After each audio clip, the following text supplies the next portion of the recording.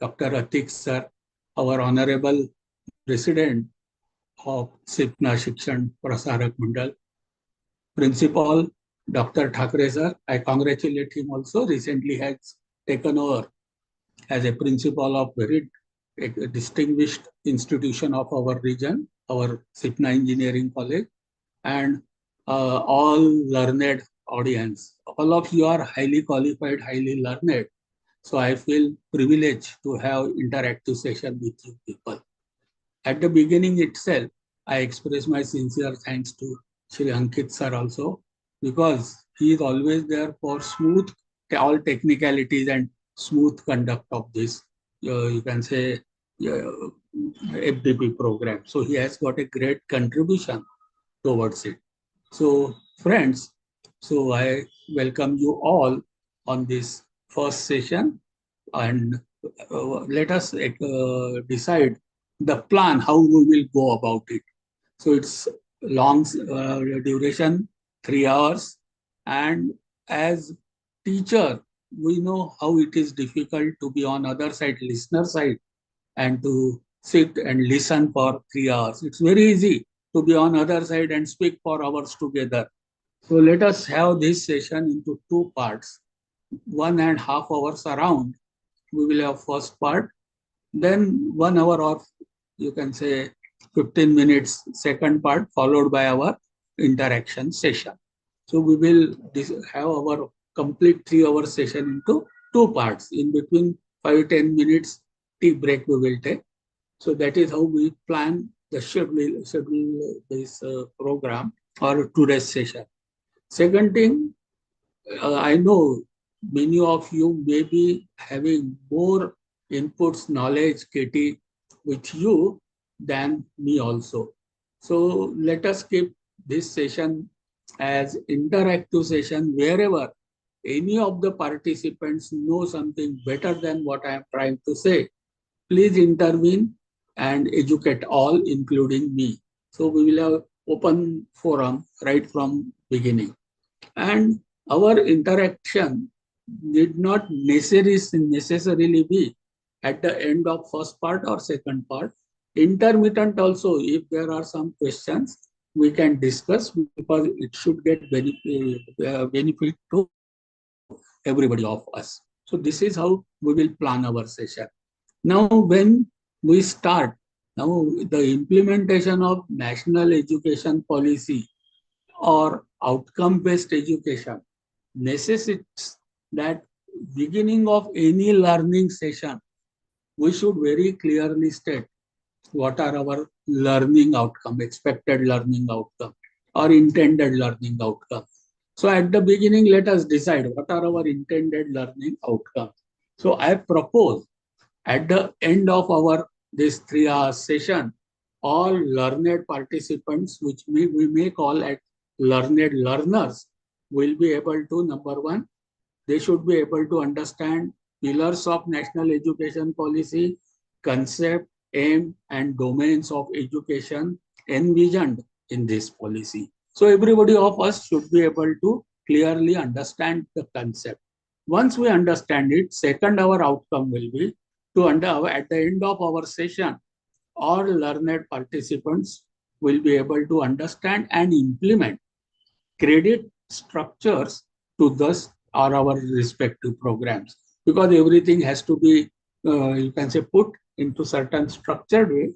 And so first structure, that is credit structure, we should be not only understand, we should be able to implement.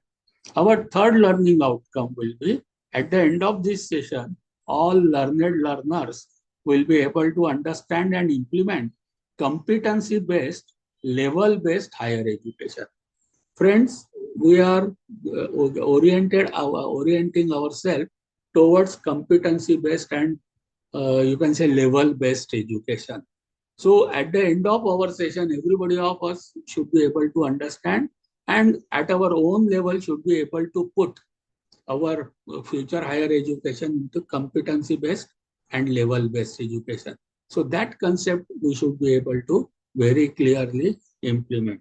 Our next, you can say, fourth one, our learning outcome is at the end of our session, these all learned learners should be able to understand and design curriculum as per the qualification descriptors associated with the level of higher education.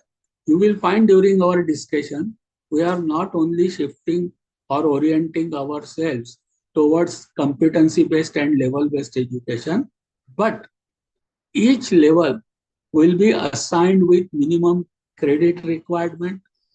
According to the credits, some qualification will be awarded for that level, but that qualification will only be awarded if the outcomes gets aligned with the descriptors associated with that qualification.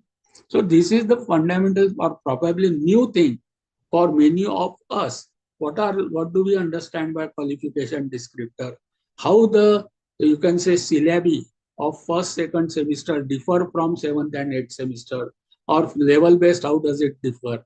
And finally, whether we award certificate, diploma, 3 years degree or 4 years degree, or honors or research. So when we say we are awarding certain qualification, so what are the descriptors which we have to ensure that that qualification holder will show attributes, then and then our qualification will be valid. So after end of the session, we should be able to not only understand, design, but implement our level-based education and qualifications, mapping with their qualification descriptors. And finally, we should be able to understand, design, and implement learning outcome-based higher education. That is the LOCF, or outcome-based education. One more change which is expected after implementation of NEP. So accordingly, NAC criteria will change, NBA criteria will change. Our, you can say, assessment will change, because we are getting ourselves oriented towards outcome-based education. So complete our curriculum design, we should be based on outcome. So it is learning outcome-based curriculum framework. So these are the, you can say, 5 learning outcomes which we are expecting. So we are following LOCF. First state expected learning outcome, and then start preaching. So in our first part, we will talk about concept, some fundamental concepts regarding a national education policy. Why it is necessary? Because once we understand the, you can say, philosophy of national education policy, then the content of that policy and its implementation we will be able to do, because philosophy is necessary in short time to get aware on what philosophy this policy is, you can say, evolved. Friends, one thing is very sure, that this policy is an evolved document. It is not that within few years something was, some committee was formed and they came out. Our last policy, our you can say, what we used to call new education policy, it was formulated and accepted by our country somewhere in 85-86. Immediately when that policy was adopted and implemented, evolution of this NEP 2020 started. You may remember that somewhere in 86-87, when policy was that then policy was accepted and implemented, Washington Accord came into picture, and concept of standardization of particularly technical education with global standard. So that concept came, and India became the signatory of Washington Accord, and immediately our 85-86 policy was slightly modified to get tuned with Washington Accord. So that process started in 85-86 only. Then somewhere in 92, we know that we as a country accepted globalization as our national policy. And impact of global, we then thought that it is about trade and commerce, but no, education was also one of the service sectors. So globalization of education in general and higher education in particular was also the part. So this policy, you will find it has got footprint in the 1992 globalization policy also. And by that time, Washington Accord became operational, and institutions like NAC and NBA came into existence. Before 86 or before 90, none of us, those who were in higher education, they will appreciate that there was nothing like NAC or accreditation or NBA. So it was only after the acceptance of globalization policy and you can say be a member of Washington Accord, this NAC and NBA came into picture. They also had gone many changes. Earlier, they were part of UGCICT, but Washington Accord objected it. So they become separate statutory bodies. So that story is a different story. But you will find its footprints in this policy also in terms of standardization of all parameters, qualifications with global standard. So in a way, quality and from local to global, that is the journey envisioned in this policy. Then somewhere in 1997, in UNO, one document came known as Our Common Future. And all countries, irrespective of, say, Russia, Ukraine, or India, Pakistan, or Palestine, Israel, all of them have accepted that document known as Our Common Future, and concept of development changed from that day. And instead of development, it became sustainable development. And over the period, 17 sustainable goals were world has accepted, and they decided to implement it by 2030, and India took the lead also in that. So in this consequence, in 2004, after Johannesburg conference, Bones Declaration came, and the concept of sustainable development. Who will, you can say, educate the world on concept of sustainability? Who will develop the technology which will be sustainable technology? So with that, in Bones Declaration, the onus of sustainability education, then technology development was put on the shoulders of education in general and higher education, technical education in particular.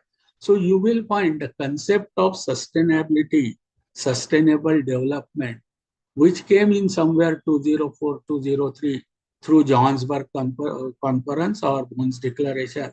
We will find this NEP has roots, or the, you can say, footprints of those sustainability development are also seen in this policy.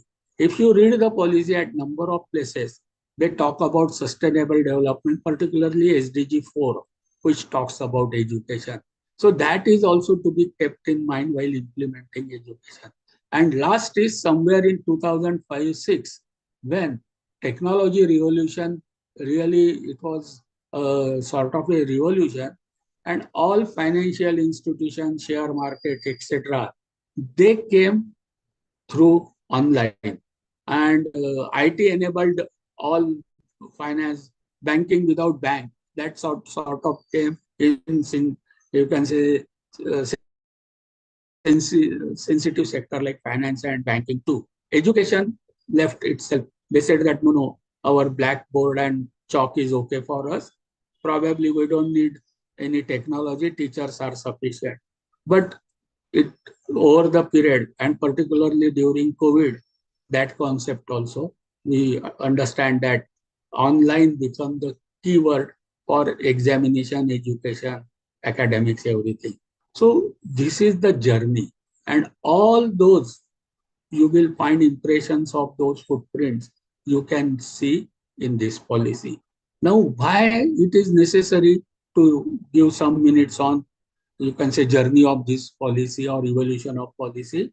Because when we will design and implement our curriculum and examine, we have to keep the philosophy on which this policy is based in mind. Then truly it will be considered that NEP is implemented. And that is why it is said that this policy is based on 5 pillars.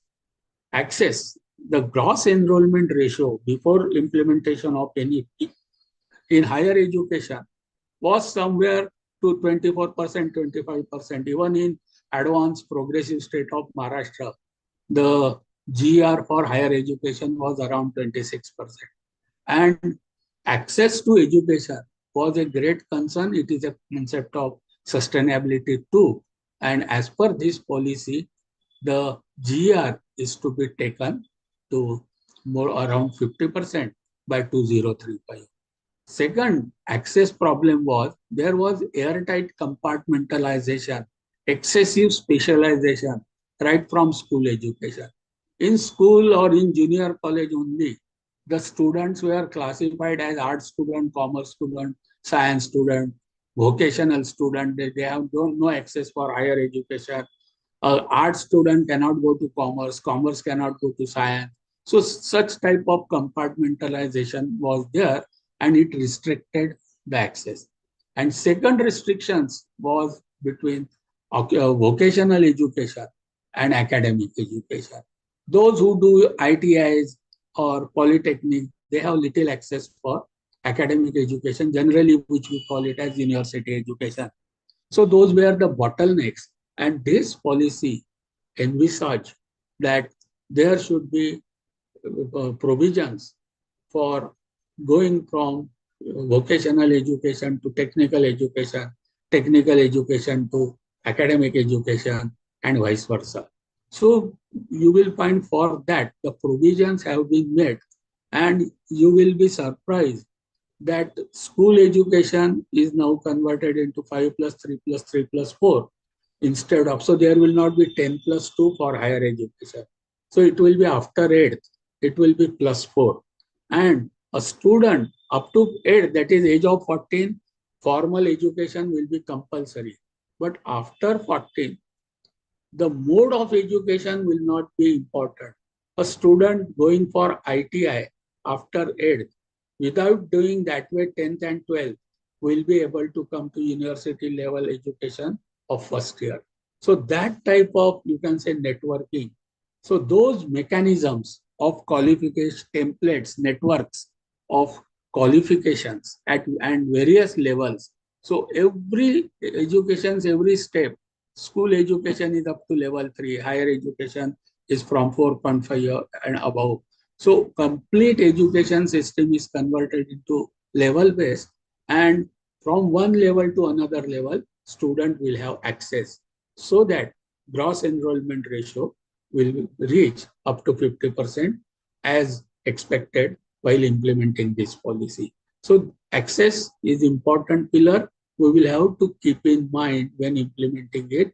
So particularly, who can take admission in first year, who can take admission in second year, who can take admission in third year, who can take admission in fourth year, or I will later on tell how a student can take admission from level 4.5 to level 6. So that access part is a crucial and important for all of us to understand, because tomorrow it will not be only 10 plus 2 student appearing for certain CET and coming to us, or only diploma student coming for direct lateral second year. But other NBA, QF and vocational education framework student can also will have access to education. And second thing, access to education means it is not necessary to get education only through formal mode. Informal mode, blended mode of education can be any. Only attainment of outcome is important. So that is a big shift from this first pillar, access. So one has to understand concept of access. Second is equity. The philosophy of NEP is whether student is learning at place X or Y in A institute or B institute, a person should get same quality education. That is why under the concept of equity, credit transfer, academic bank of credit, possibility of learning from various institutes, possibility of dual degree program, possibility of learning online, offline, then open education, all those possibilities have been made open. That is why now NEP says that 40% of the credits can be earned through SWAYAM or books. Presently, SWAYAM is permitted. We don't know whether Coursera also tomorrow will be maybe permitted. So many open platforms are coming up, and in few years we will find that standardized platforms will be permitted on which student can learn. So any student can learn using technology the same quality of education. That is why even IITs have started various programs wherein student can learn out, you can say, through the open sources along with residential IITs program. So concept of equity is the second you can say foundation pillar of NEP, and again it has come out from the concept of sustainability, because sustainability talks about equity, access, those things.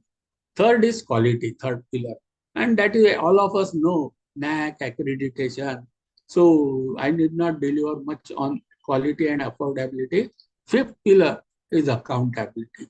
So that is something new, first time. Who will be accountable? For what will be accountable? We as educators, are we accountable? If yes, who will audit us? And after accountability is fixed, what we may be the remedial things? So these are, we have to be aware and cautious about this fifth pillar, because instruments of accountability other than accreditation has not yet come. But when we will see the aims of education envisioned in NEP, there a word of caution is there. All of us must be aware that fifth pillar, which is not yet completely opened, it talks about accountability. So these are the five pillars on which this NEP is based. So we have understood philosophy, we have understood the pillars of education. Now let us go to what this policy very clearly states about. I have taken only important few points out of this policy. It's 64, 65 page document, not big. Original complete draft was some 200, 300 pages. So if we go through that draft and this final policy document, the important point is they talk about first what is education, they talk about what for education, and they also they talk about how to go about what is expected in education. So in simple way and very clearly, what is education is very, very clearly defined in this document. I will just give they have described all Western thought, what Socrates has said, what Plato has said, what the Western other thinkers have said, what Indian thinkers have said. And finally, they have accepted the definition of education as manifestation of divine perfection already existing in human beings. So probably it is Swami Vivekananda ji's, you can say, concept of education. What is the takeaway for all of us? They say that already perfection is there in every individual. So two things are very clear, that every individual is separate and has got something very special. So the divine power has designed every individual with certain speciality, some special attributes. So those are divine perfection already there in every individual.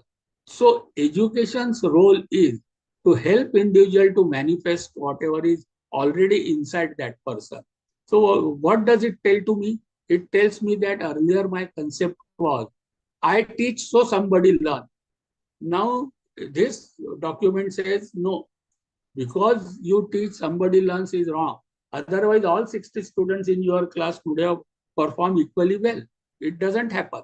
So every individual is separate, every individual is special, and we the educator have to only help.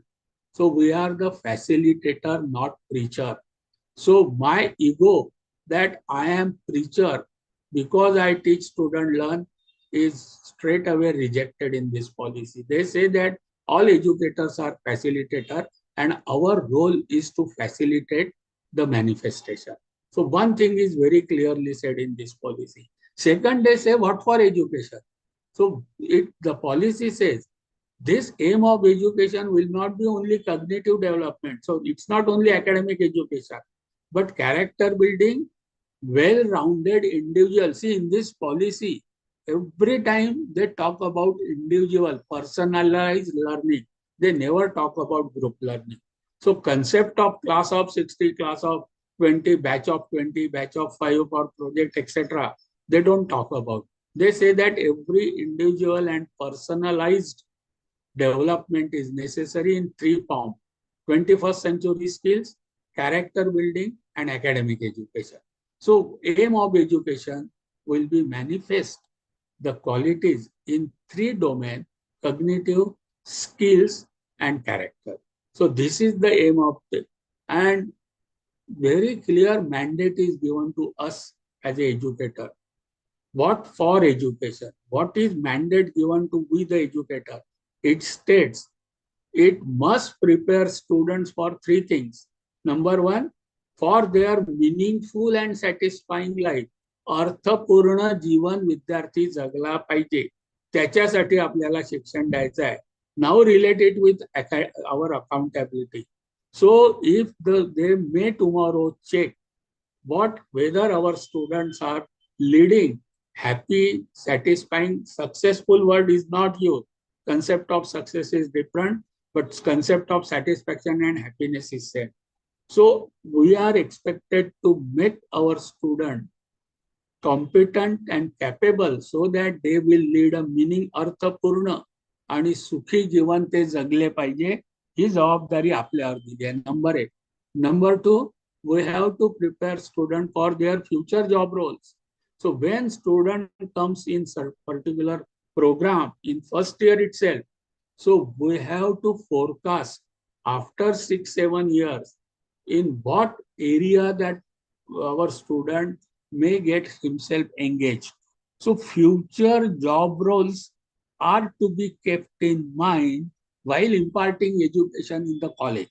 So we will be answerable whether we have prepared our student for their future job roles or not. So our alumni who have passed from our institution, say after 5, 6, 7 years, so we have to project whether they will be in higher education doing postgraduate or research, or whether they will be going in manufacturing sector, whether they will be going in service sector, whether they will be going in R&D sector.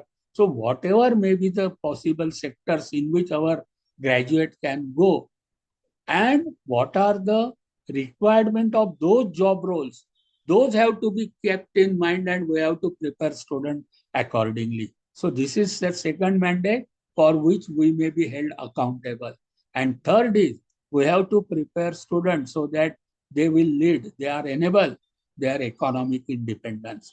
So purpose of education, purpose of our existence as an educator, as an institute, as a university, and as an individual, we as a teacher, our existence is subject to our students' future in terms of meaningful, satisfying life, their job role, and their economic independence. So this is very clearly stated as a part of aim of education. And fifth pillar of accountability is tied up probably with mandate given to the educator.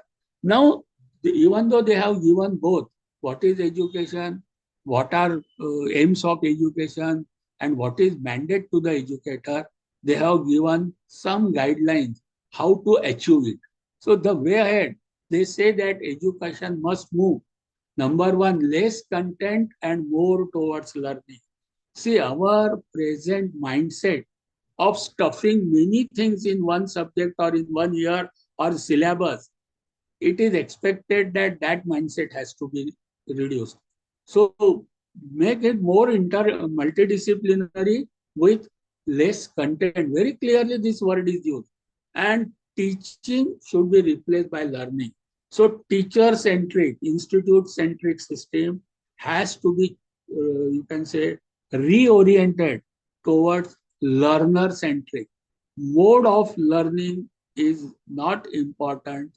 The attainment of outcome is important. So according to that, we have to redesign, rethink of our complete higher education system. Second thing, how to think critically and solve problems. So problem solvers is what is expected, and they say that education, take it for critical thinking. So only memorizing certain thing, or you can say understanding certain thing or explaining something is not sufficient. So even any law, any principle is there, any philosophy is already there as the academic part. So that you can say descriptive knowledge, what it is, should be supplemented why it is also. So even if we say that Earth revolves around the sun, okay, so everybody accepts it. So we have to make student to think why this statement is true. Why? Okay, because somebody said we accept. But every time, whatever theoretical part is there, it is expected that critical thinking aspect and problem solving should be the priority or only rote learning. Third is how to be creative and multidisciplinary, how to innovate, adopt and absorb new material in novel and changing field. So our orientation of education is to be taken toward this direction. That is what this policy has clearly mentioned. So finally, doing for way ahead, education must develop not only cognitive capacity, such both foundational and higher order, such as critical thinking, problem solving, but also social, ethical, and emotional capacities and dispositions. This is what the you can say canvas of education will be there when we say that NEP is implemented. So finally, it is very clearly mentioned in this policy that education should enable individual, again, personalized, individualistic learning. Personalized learning will be the, you can say, way to study one or more specialized area of interest at deep level, major and minor. Develop character, ethical, constitutional values, and 21st century capability. So our education will be in three domains. It will be in academic domain, it will be in values disposition domain, and it will be in skill domain. So let it be arts education, commerce education, science education, or engineering education.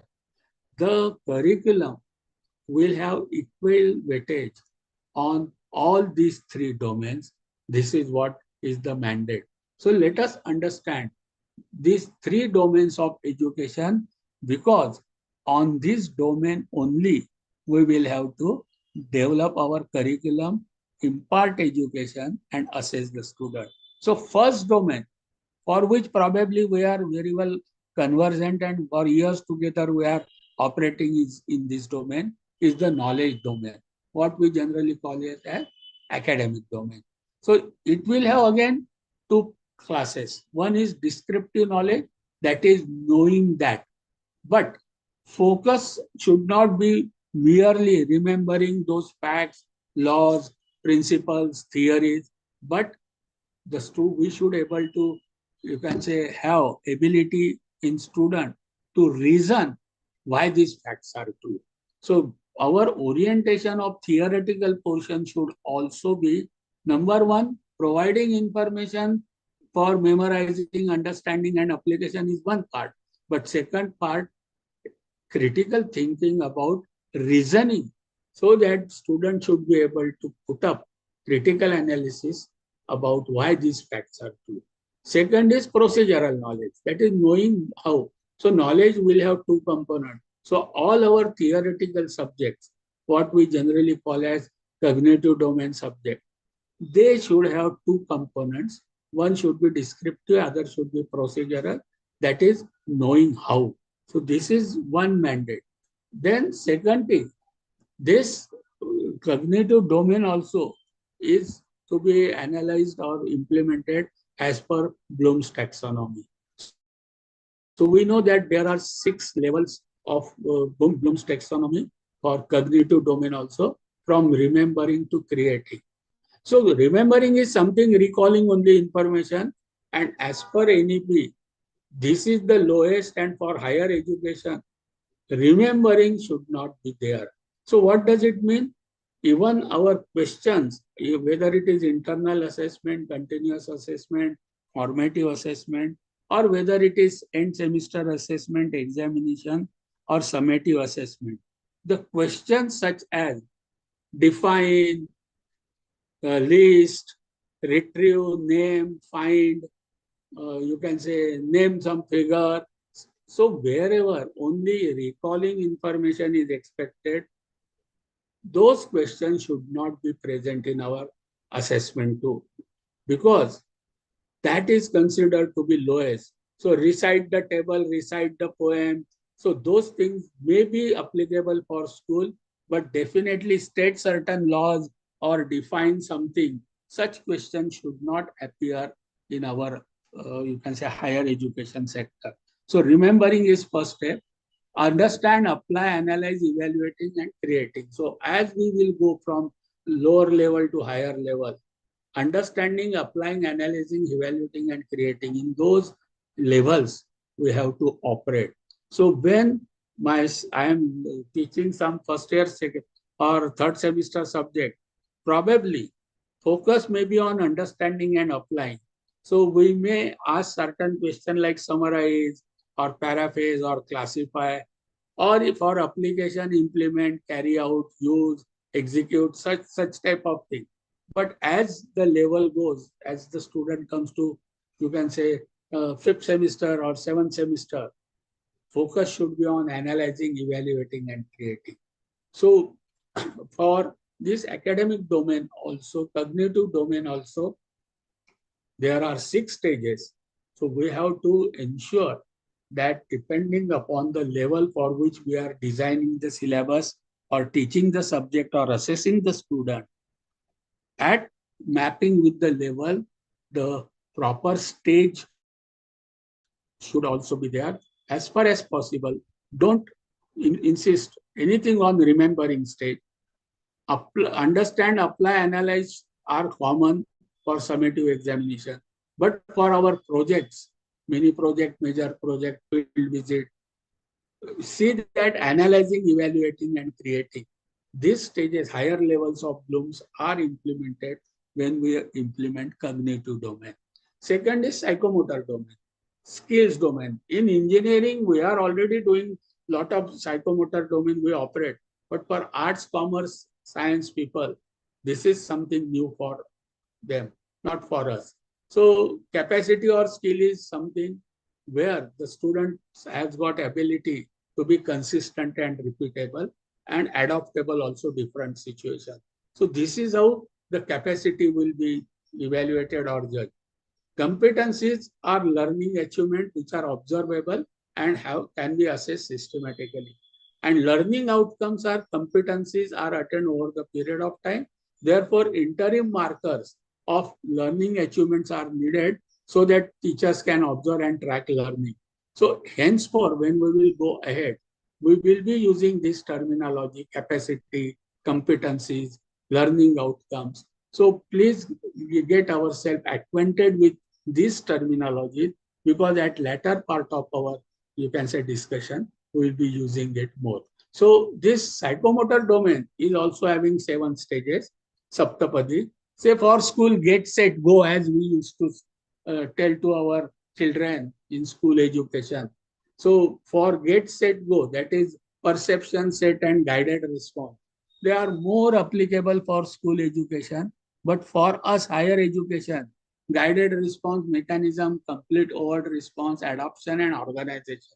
So when we are talking about, say, practicum or laboratory experimentation, so initially, say for first, second, third semester, we can say that it can be as guided response, where procedure is given, instruments are given, the students are given a demonstration, and as per the guided, you can say, advices, the guidance and advices, the student response and carry out, and they get the skill to repeat under known or unknown situations. So that is expected in first, second, or third semester, that is lower level.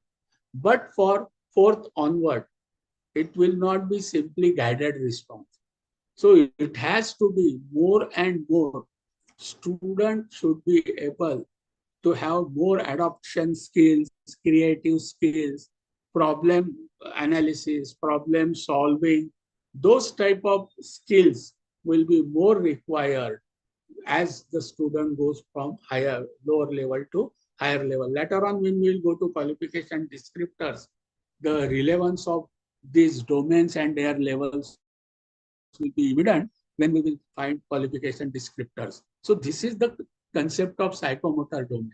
And third, values and disposition domain, very important for technical and professional education. This domain has also to be given equal importance when we design the curriculum, syllabi, and assessment for the students in for their various levels. So the philosophy is effective action needs strong motivation in addition to knowledge and capacity. This policy accepts or advocates this statement. And values and dispositions are sources of that motivation. In our daily life also, we observe this. There are very good teachers, very knowledgeable teachers, but somehow they do not deliver to the full capacity to the student. And students always say, "Sir, को knowledge बहुत है, पता बहुत है, लेकिन पढ़ाते नहीं अच्छा." So it is you can say it is found in this policy that the reason is lack of values and disposition. So values are beliefs about what is right and wrong, while dispositions are attitudes and perceptions that form the basis of behavior.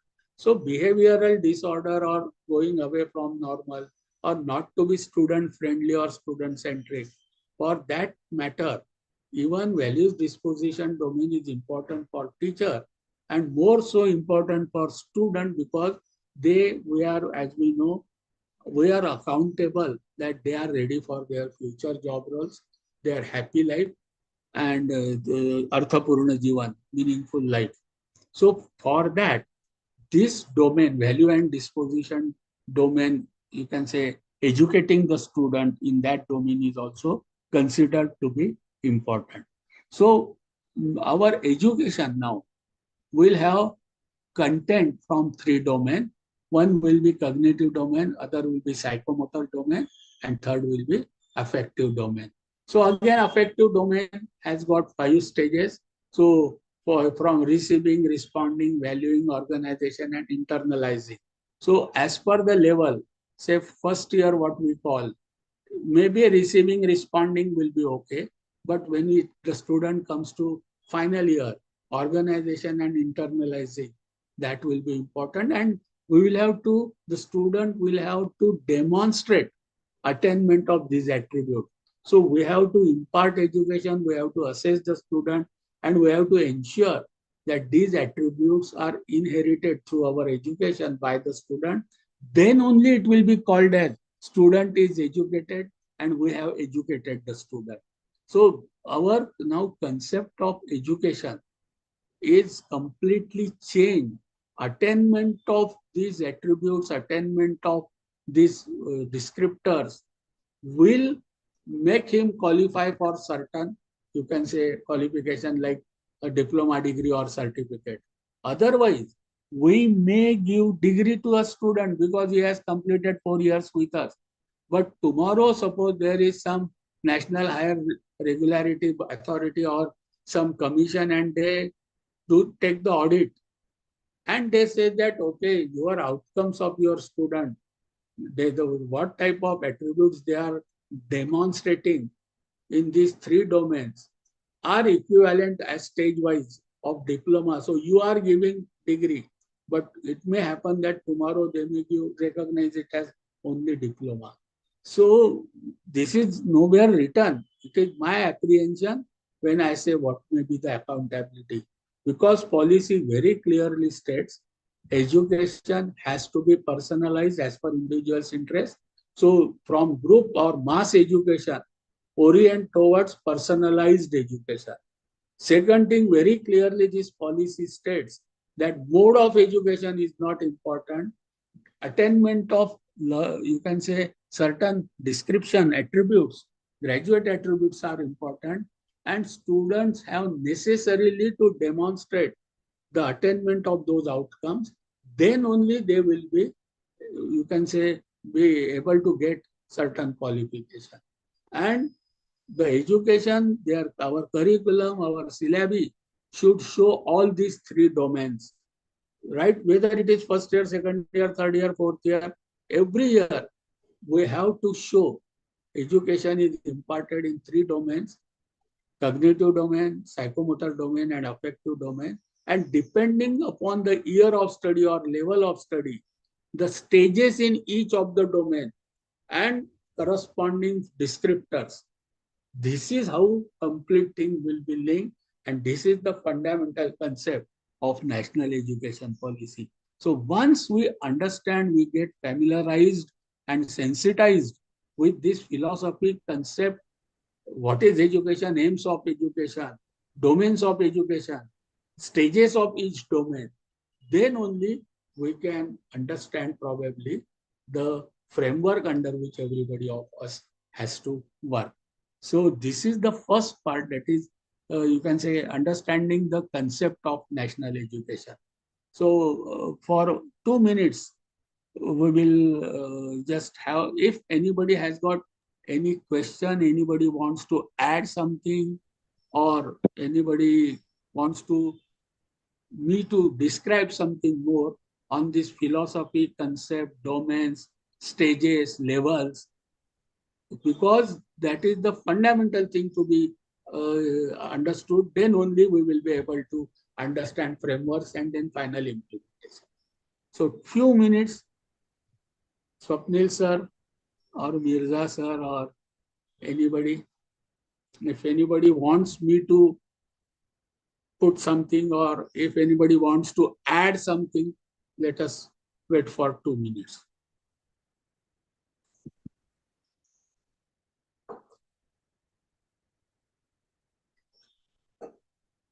From SIPNA side, who is coordinating, sir?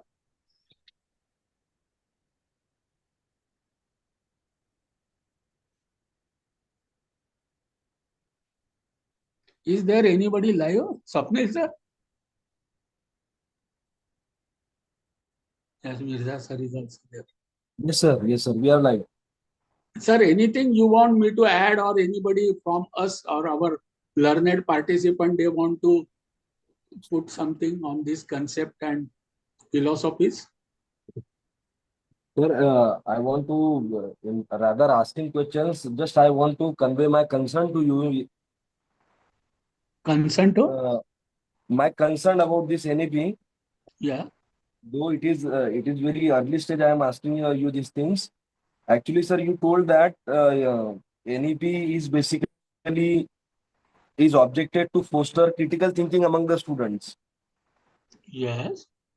And you mentioning about the Bloom's taxonomy and everything. Yes.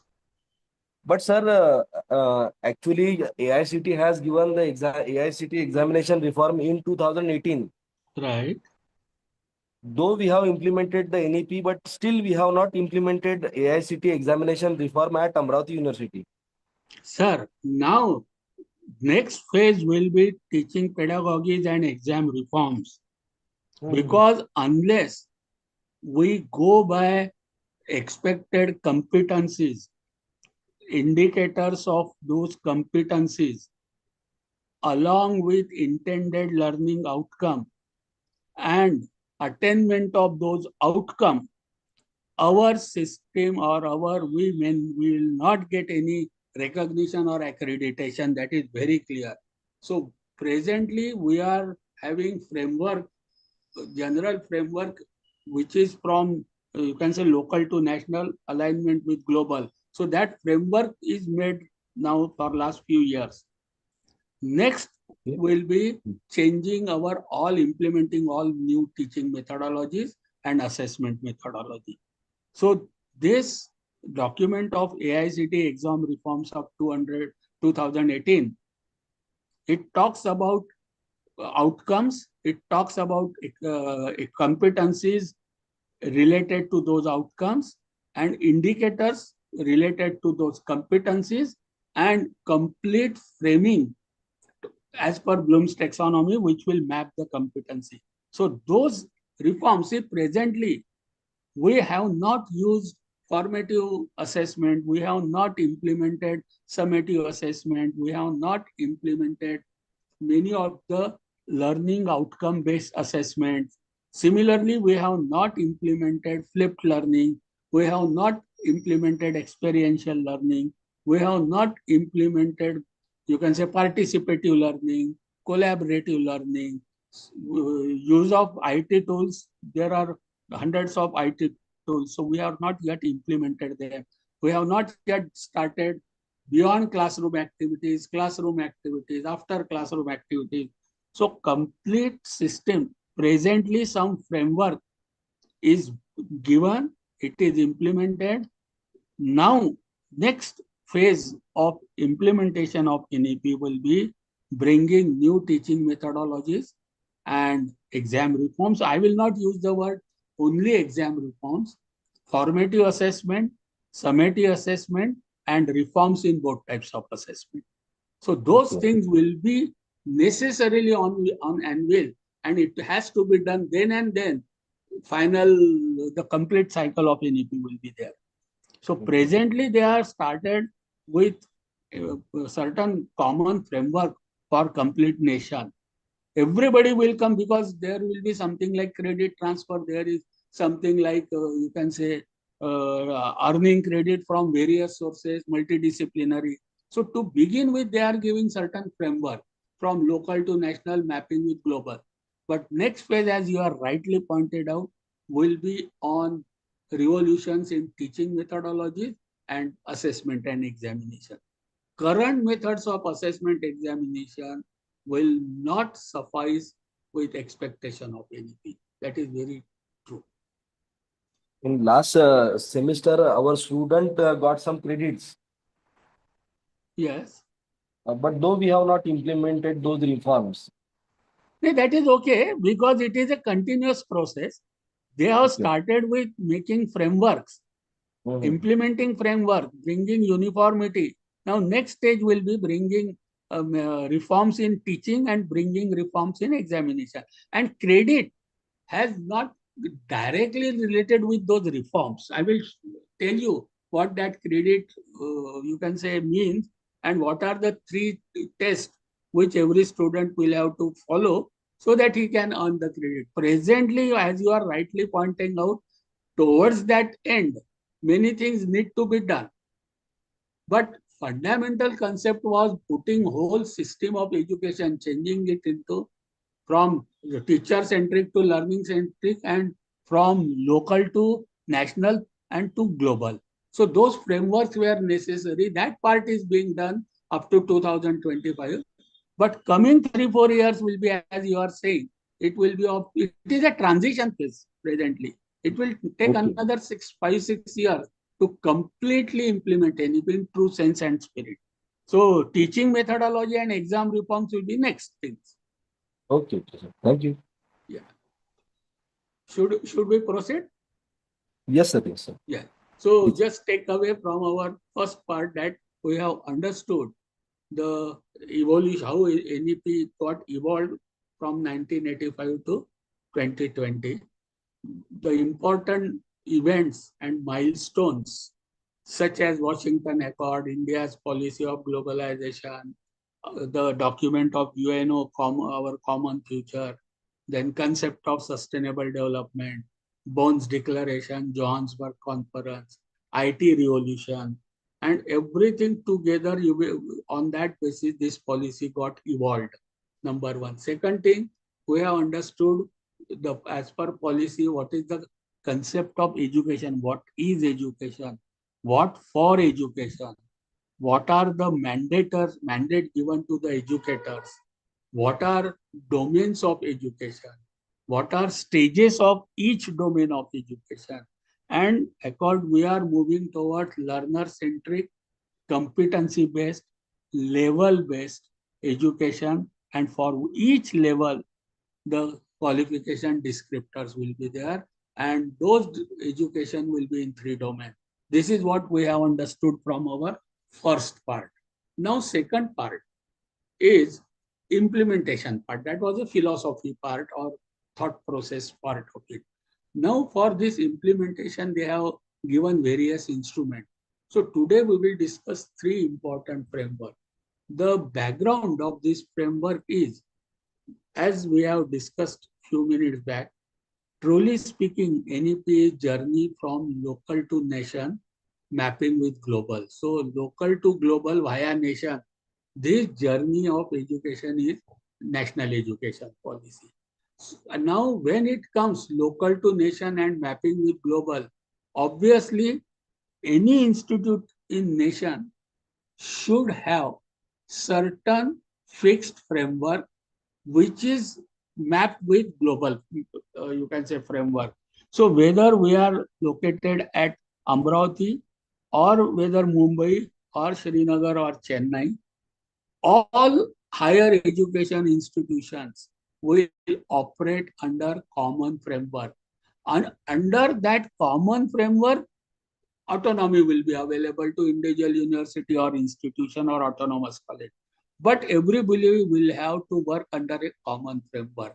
So there are three base fundamental frameworks under which each of us will have to operate. So let us understand what is credit framework. This document, National Credit Framework, which came in April 2023. Now, Beck sir will appreciate that the instruments have started coming from 2023 only. So this document of National Credit Framework came in April 2023, and you will find all statutory bodies such as AICT, UGC, National Council for School Education, Ministry of Education. Everybody has come on common platform, accepted as a national document for every institutions coming under UGC, AICT, etc. And it is now coming as a national document for implementation of NEP. So this document is in public. So I will take the important highlights of this national credit framework, which is important for us. Now, the basic principle on which this credit framework is based, that credits are a function of achieving the desired learning outcomes for a program, course, or training. So credit have to be awarded, or students have to gain the credits only after they demonstrate that desired learning outcomes are attained by the learner. What does it mean? It means before offering any program, any course, any training, one has to state the expected learning outcome. Unless expected learning outcome are stated, no program can be designed. So now it applies to this program of FDP or our one course or our degree or diploma or certificate. Whatever program we learn, first and foremost thing will be expected learning outcome of that program, and credit will be earned by the student only after they demonstrate the attainment or achievement of those outcomes. So this is the first principle of giving credit or earning credit. Second is, it has to be determined after successful assessment by competent authority, and program should be of given duration. So there is a test of three. Number one, any program, its duration will decide the credit. Second, successful assessment by competent authority is necessary to earn credit. And third and most important, demonstrating the attainment of expected learning outcome, then only credits will be gained or earned by the learner. So unless these three things are there, credits will not be given. And on that basic principle, this credit framework is designed. So one thing we have to very keep in mind very clearly, that when we say we have given credit or students have earned credit, credits are to be earned by the learner, and that has to pass the test of three: duration, successful assessment by competent authority, and demonstration of expected learning outcome. When these three things map, then only credits will be given. So this is the first principle. Now, major dimensions of this framework are, the framework have following dimensions of learning. So from where credits can be earned? It can be earned by virtue of completing the academic education or undergoing vocational education, training or skill program, or by virtue of experiential learning, including relevant experience and professional levels acquired. So wherever learning happens, let it be through sports, let it be through, you can say, cultural, let it be co-curricular, let it be experiential like field visit, let it be industrial visit, let it be, you can say, uh, by doing some internship in the company or doing some practicum or practical mini project, major project, academic program, some display of, you can say, presentations. So whatever may, wherever learning happens, the student can earn credit provided successful assessment and outcomes attainment. These two conditions are provided. So these are the dimensions of, you can say, credit. Now, notional hours and credits assignment, that is also very specifically given, and this is standard and uniform throughout the nation, and it maps with global standard also. Now, concept of academic year, we have to expand. Earlier, we used to say one academic year means, say, from June to April, from 1st of June to 30th of April is one academic year. NEP says, okay, no problem. Then we said one academic year will have two semester, bi-semester system, or in some cases, tri-semester system. NEP says, okay, you have two semester, no problem. Then we used to say that we will have 180 days of teaching, that time we used to call. And then we will say that one academic year is equal to 180 teaching days and one semester is 90 teaching days. NEP says, okay. In addition to that, most important, everybody of us should remember that it is now related with learning hours and minimum number of learning. It is not teaching. Minimum number of learning hours per year is 1200. So when we say student has completed 1 year, the student should demonstrate he has undergone minimum 1200 learning hours. If we say 2 years program, then student will have to show 2400 learning hours. If it is 3 years degree, the student will have to show 3600 learning hours. If it is 4 years, the student will have to show 4800 learning hours. So now year is related with learning hours as per this notional hours and credit assignment. Then for 1200 learning hours per year, the minimum number of credits will be 40. So now credits are related with learning hours. So 1 year means 1200 learning hours means 40 credit.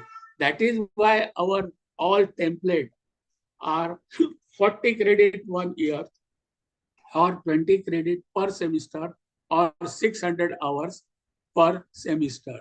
So what we should, please, I request everybody to give concentration of this slide because SIPNA is autonomous college now.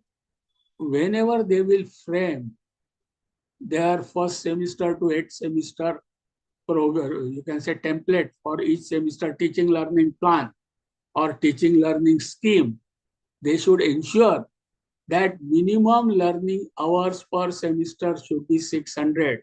If our scheme shows less than 600, that will not be considered as equivalent. So even though we may give degree, but some authority will say, no, your program is less than 1200 per year, so we don't accept it.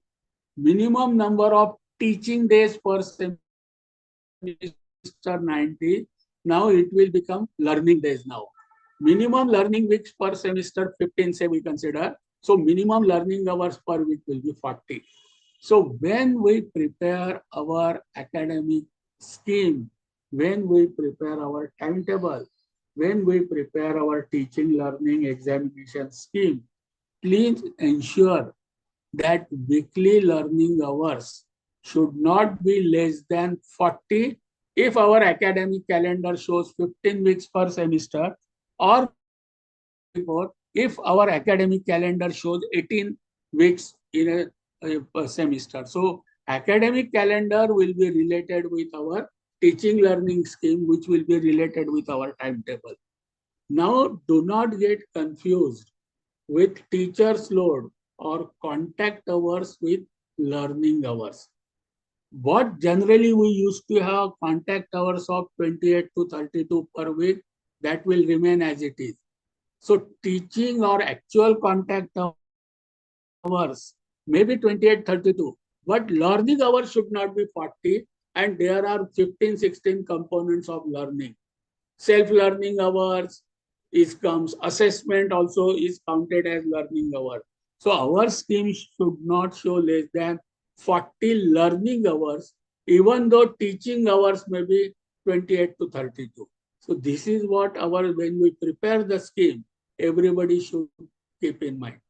Second, learning hours are related with credits also. 1 hour of learning is equivalent to, means 1 hour per week I am talking about. See how it is related, I will tell. One semester means 15 week as per this National Credit Framework. So there are 15 weeks. If the student learns 15 hours in a semester, since there are 15 weeks, so 15 hours divided by 15 weeks, so 1 hour per week, then that course is known as one credit course. And for practical, 2 hours of learning, that is 30 hours of learning per semester, is equivalent to one credit. So in our teaching learning scheme or in our timetable, if certain theory subject has 3 hours of teaching and learning per week, then it will become a 3 credit course. And if the practical or practicum are 2 hours per week, then it is a 1 credit course. If practical are 4 hours per week, then it becomes 2 credit practical. So this is how the, you can say, notional hours with credit of that theory, tutorial or practical, or number of learning hours per week or per semester are connected with each other. I repeat, one semester means minimum 600 learning hours, minimum 40 learning hours per week, and the number of theory hours per week will be so many credit course, and number of practical hours divided by 2 will be the credits for practical. So whole scheme nationally, whether the college is located at X place or Y place, whether university is at A place or B place, throughout nation, this framework has to be followed. This is our standardization in terms of credits, in terms of notional hours, credits, and you can say how credits can be earned is done. Now, this is compliance of teaching days, learning hours with credit framework in a summarized way. Everybody has to understand this slide clearly, and when, because we are autonomous college, when we will design our curriculum, syllabus, our teaching, now never call it a teaching scheme. Earlier we used to call teaching scheme, call it teaching learning scheme, and never call only teaching load, LTP. Call it as contact hours and separately show learning hours, one column. Contact hours may total become around 30, but learning hours should be 40. And this is how compliance with this credit mark has to be ensured by everybody. So we at SIPNA also have to comply with this, and anybody, any institute elsewhere. Then only credit transfer and transfer of students will take place, or higher education, or from level wise transfers also, or even credit transfer. So this is the important part of you can say, credit framework. As I was telling, what constitutes learning hours, how it is different than contact hours. So components of learning are, of course, classroom learning, tutorial, lab work, practical, innovation lab, project, incubation, yearly, half-yearly examination, class test, quiz, other assessment, activity in co-curricular, you can say experiential learning, debate, discussion, celebration of, you can say, days, festival. So then self-defense classes, sports, games, life skills, social community work, field visit, vocational education, project, industry attachment, internship, apprenticeship. Probably everything comes under credit framework. So we have to ensure that every institute, every university, every autonomous college should follow this credit framework in terms of learning hours per year, learning hours per semester, learning hours per week, and number of credit.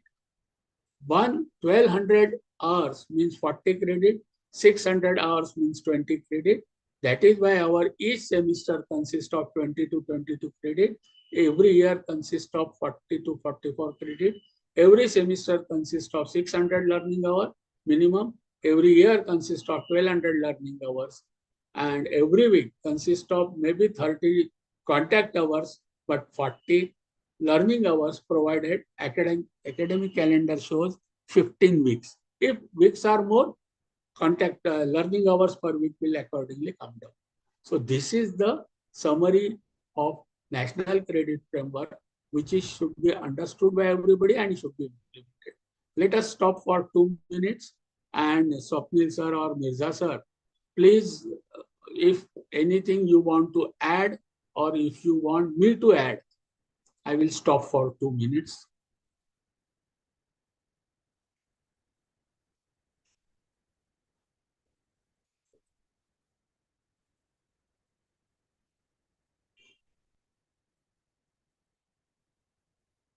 Is there anybody live? At least say yes, no. Yes, Supriya ma'am. Yes, sir, we are live. Yeah, yeah. Yes, sir, we are live. Yeah, yeah. So anything you want me to add or you want to add? I want to know that how these 40 hours can be covered in a week. Actual implementation of 40 hours per week. Yeah. It can easily be done, sir. It is, see, these 40 hours include students learning at home also, beyond classroom activities also. So practically, as usual, we contact hours maybe 28 to 30, which we are for years together doing. So that will continue. In addition to that, whatever class test we take or whatever assignments we give, or sometimes some study material we give, only thing in this case, we will have to ask every student to prepare his or her portfolio. What beyond class, what the student has done, that record student has to keep.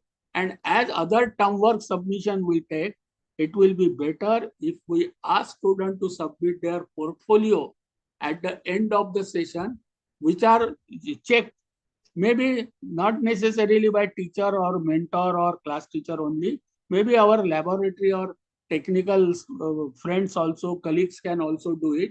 But in my opinion, it's my personal opinion that we should ask every student to keep their portfolios ready. Otherwise, what may happen, sir, I am afraid that if students do not attend the classes, say 70% classes, 75% classes are attended by the student. So tomorrow record will show that if those are the only learning hours, then student has not completed 600 learning hours. Student has completed only 400 learning hours. So even though we are awarding 20 credit, tomorrow audit may say that no, how are you awarding 20 credit? Student has learned not for 600 hours. But if we ask student to keep portfolio ready, Even if, because now from where mode of learning is not important. Student may not attend my class.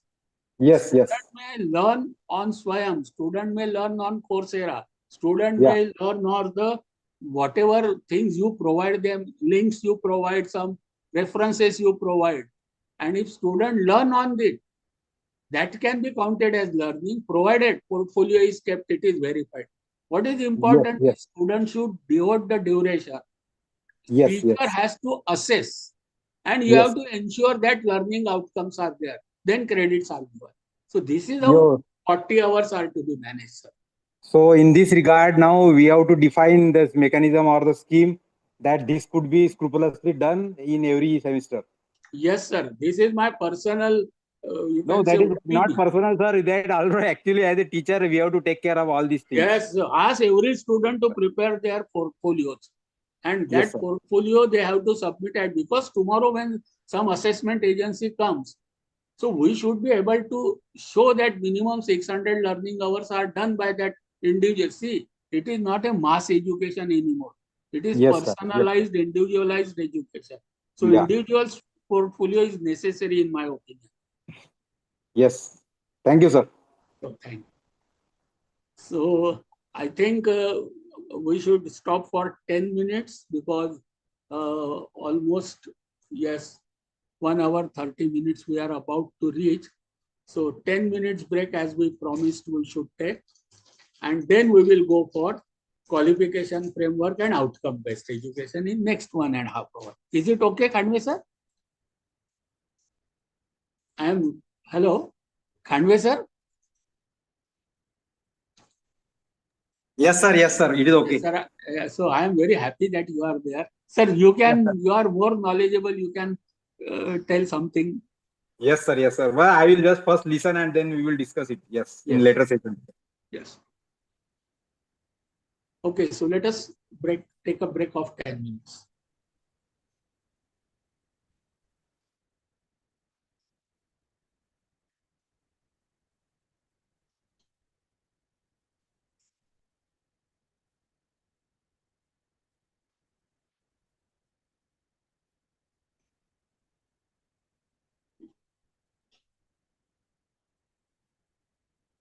Good afternoon sir. ते UGCचं session चालू आहे आता 10 म्हणून मी मगाशी cut केला. नाही नाही नाही, 10 मिनिटाचा तो टी ब्रेक घेतला ना. 1.5 तास झाला, आता 1.5 तास आहे. नाही नाही, बोला ना सर, मी ऐकतो.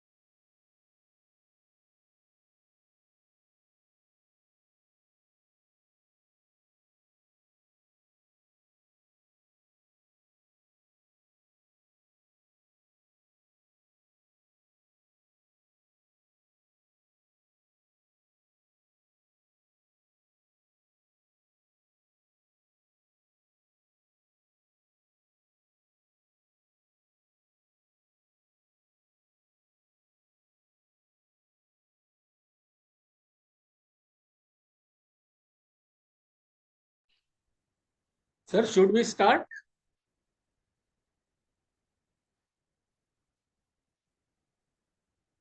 Thorat sir, Praveen sir, Mohan sir, should we start?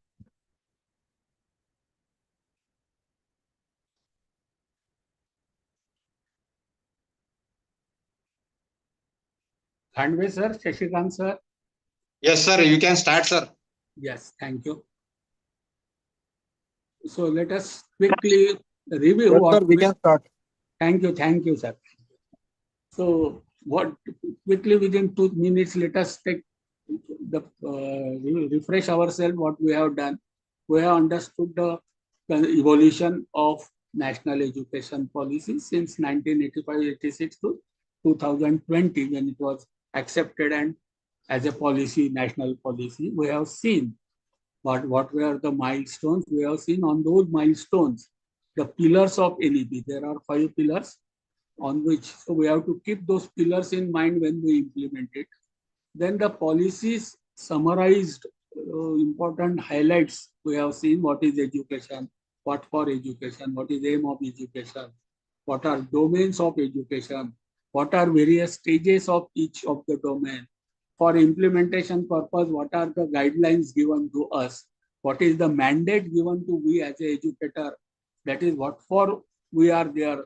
So the pillar of accountability may later on get mapped with it. Then we have understood after domains, we have understood what is the, you can say, various frameworks through which each of us will be operating, so that standardization of education system nationwide will take place. So it is a journey of local to global through nation. So under these frameworks, everybody of us will be operating. Nobody will go beyond, cross those frameworks. So first framework we have seen, National Credit Framework.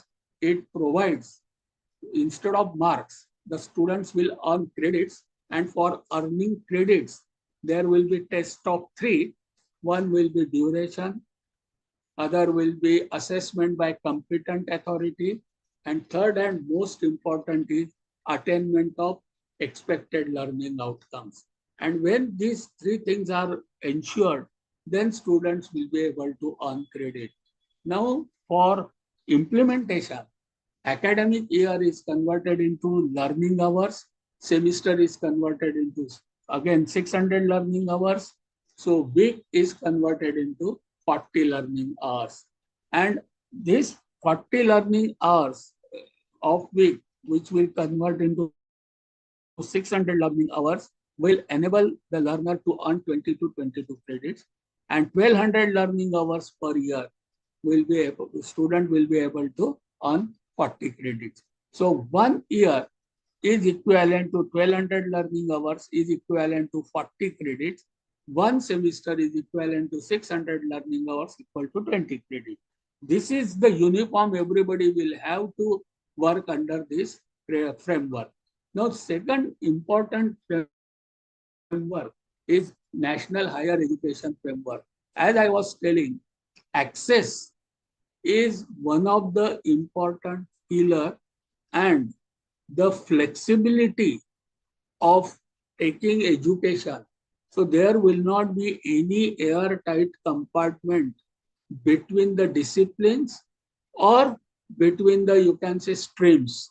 So there will be integration of vocational education into academic education.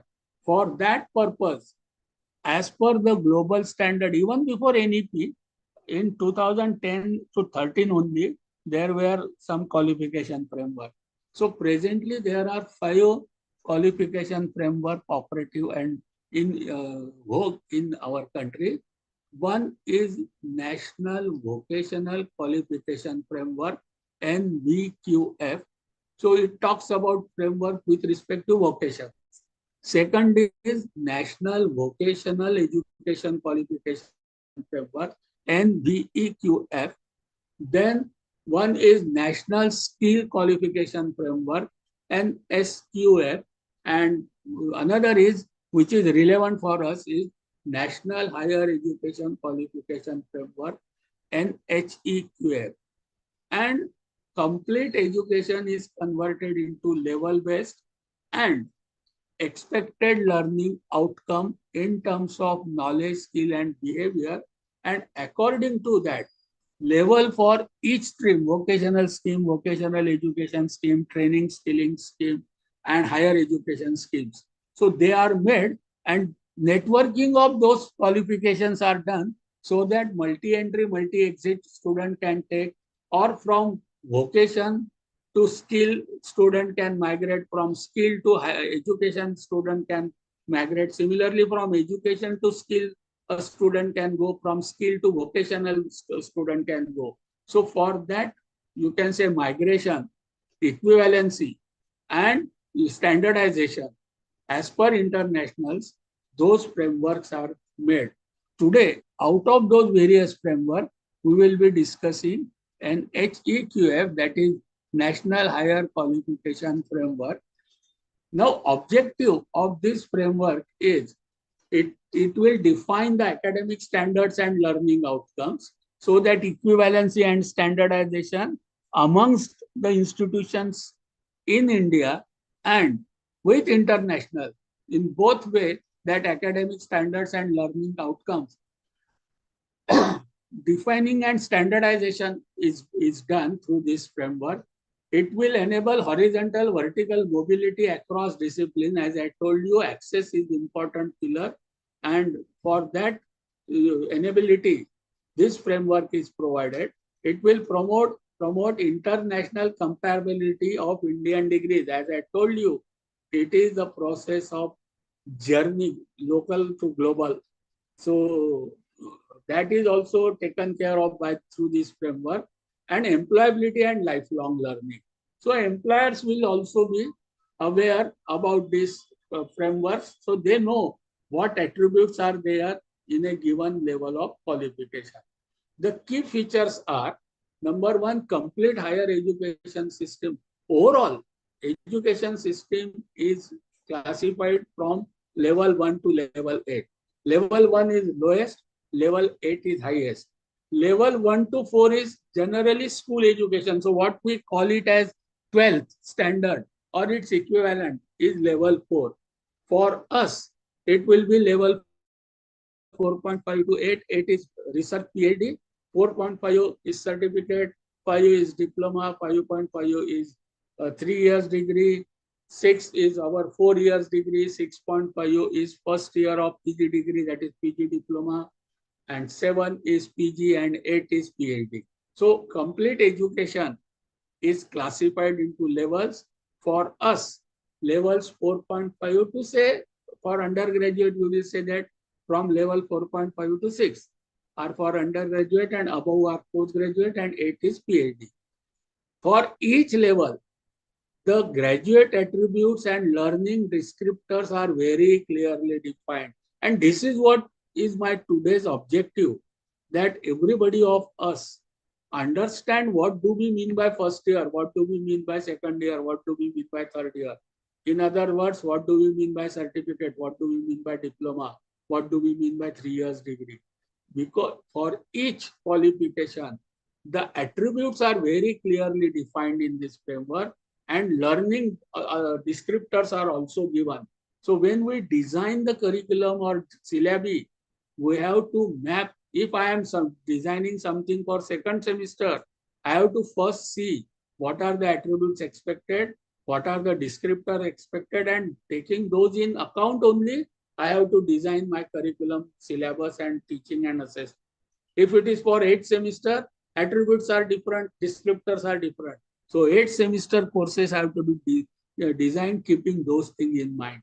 So this is something we have to keep in mind when we go for, you can say, this thing, attributes. So I think our this new Badnera College may go for autonomy soon, so they should keep this in mind. Then third is, it enables the recognition of prior learning, because now student will be able to come from multi-entry, multi-exit from one level to another level. So maybe from vocational education, from vocation to vocational education, from vocational education to skill education, from skill to academic education. But at times some prior learning will be required because there is gap and it is not recognized, then student may face difficulties. So it enables recognition of prior learning also, and it provides modular structure and multiple entry exit option. Multiple entry, multiple exit option is the key feature of NEP. And to facilitate that multi-entry, multi-exit, this framework will, you can say, give us the things. Now, say for in our engineering, levels are 4.5, 5, 5.5 and 6. Exit year will be 4.5 means after first year, not after first semester, no level. But after first and semester together, that is after first year, it will be called as level 4.5. And if the student prefers to exit, then UG certificate will be given, provided students have earned 40 credits and 4 credits internship or skill course. If the student comes to second year, then no certificate will be given, and it will be presumed that students has completed level 4.5 and entering into level 5. Level 5 will be completion after second year, that is semester 1 plus 2 plus 3 plus 4. If the student prefers to exit, the student will get diploma and credits to be earned are 80, and of course plus 4 either internship or skill course. Similarly, third year is 5.5, 3 years bachelor degree. For engineering, probability will be BVO. Minimum credit earns will be 120 to 132 plus internship.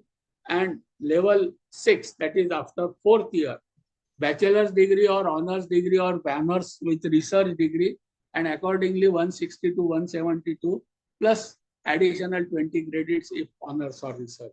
So this is how level based and qualifications are given, and this framework is provided, and it is uniform throughout the nation.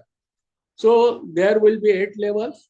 Level up to 4 are, say, school, 4.5 to 8 for higher, and each level represents different level of skill, complexity, knowledge, responsibility, and autonomy required to demonstrate the competence commensurating with that level. Of course, level 1 is lowest and level 8 is highest. So this is what we have to understand when we design our curriculum, our syllabi, or set the question paper and assess the students. Now, minimum, if I take the complete, you can say once, you can say in one frame. So per semester, minimum learning hours will be 40, minimum learning weeks will be 15. So total learning hours will be 15 into 40. That is, this should be minimum learning hours per week, not semester.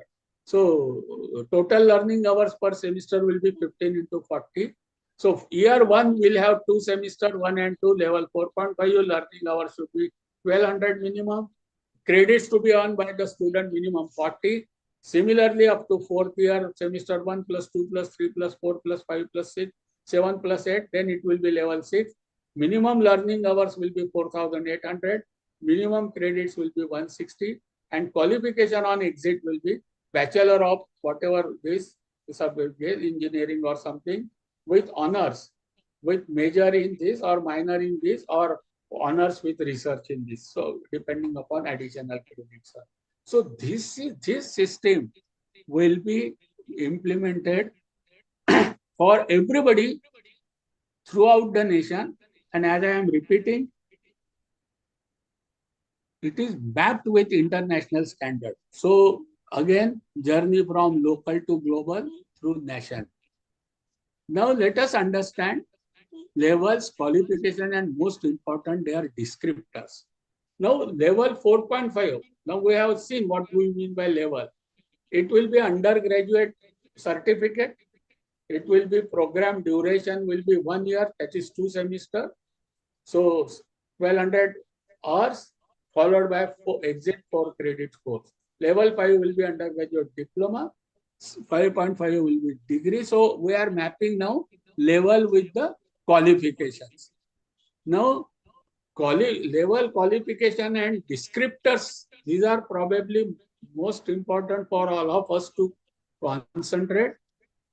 If we are BOS member, faculty member, academic council member, or if we are autonomous college, we have to keep qualification descriptors in mind along with credit framework when we design our curriculum syllabi. If I am a teacher, I must set my formative assessment or summative assessment keeping in mind the descriptors and expected outcome. This is the very crucial and important part of implementation of NEP. So it will be described in terms of National Skill Qualification Framework or NHQF. They have made both now equivalent almost in terms of learning outcomes. So certificate, diploma, degree are now related with outcome, not with marks. Number one. Now each structure is based on defined outcome. That is, what are outcomes? They are the statements of what the learner is expected to know, understand, able to do on the successful completion of approved program of study or learning at that particular specified level. So statements are to be very clearly given for each level what the student is expected to know, understand, and be able to do. Then and then our curriculum will be considered to be designed. Now students should be able to demonstrate. Now this comes our assessment. That is why somebody has said, probably Mirza sir has said, sir, we have not implemented exam reforms, but we are giving credit. Now Mirza sir, your question's answer is qualification has to be given only when student demonstrate the graduate attributes defined in terms of expected learning outcome at that level. But friends, understand the next important line. Whether acquired through any mode of learning. So it is not important that students should sit in my class and learn from me only. It can be direct in person or face-to-face instruction. It can be through open and distance learning. It can be through online education, or it can be through hybrid or blended mode. So experiential learning plus classroom learning, experiential learning, self-learning plus MOOC, learning on MOOC. So all these hybrid blended modes are permitted. So important is, you can say, mandate of this qualification framework is mode of learning is not important. Attainment of outcome and demonstrations of outcome is important. So this is the premise on which this framework is based. Now let us understand what do we mean by level descriptors. As I was telling, this document is for alignment with international standards and international practices. India has adopted European Union descriptors. They are known as Dublin descriptors, or that process is known as Bolino process. So India has adopted Bolino process or Dublin descriptors. I will not go for those European descriptors or Bolino process, but our system is aligned with that.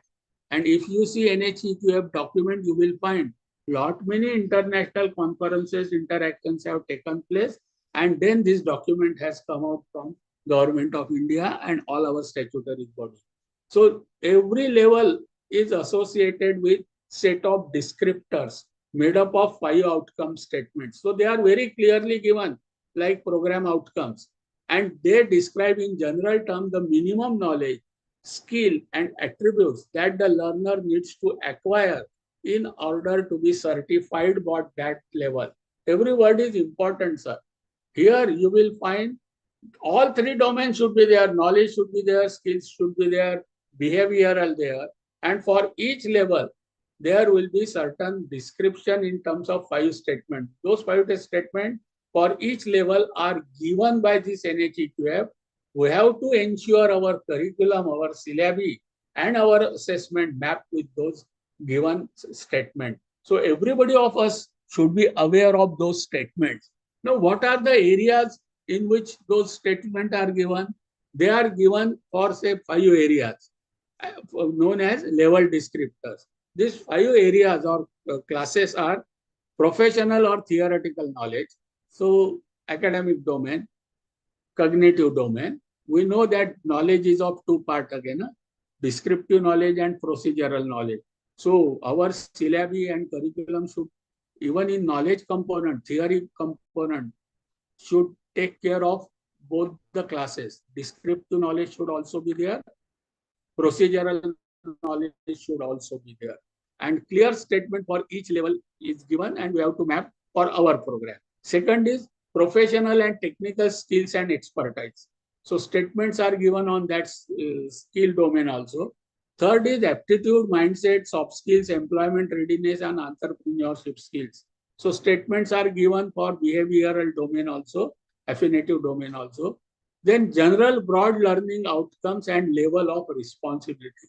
So certificate level or certificate holder, what level of responsibility it is expected, or from diploma what is expected, from degree holder what is expected.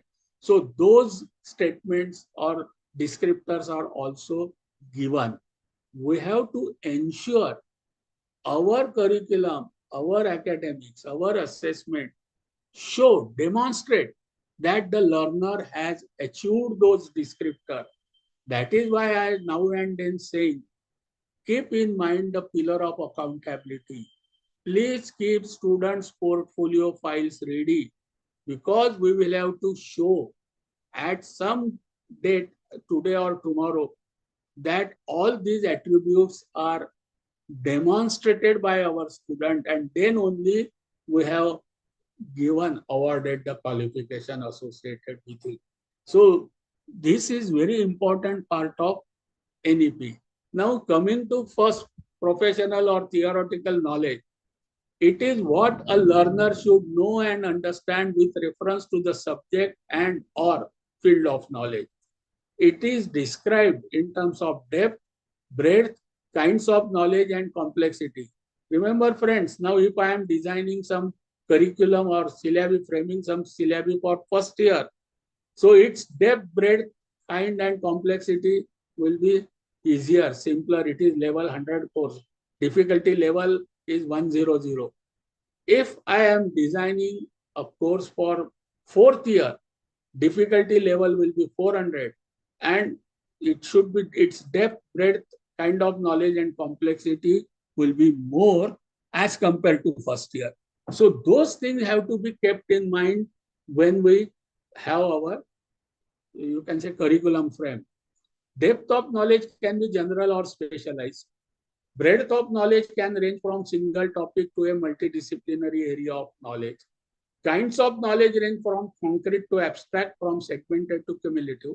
Complexity of knowledge refers to combination of kinds, depth, and breadth of knowledge.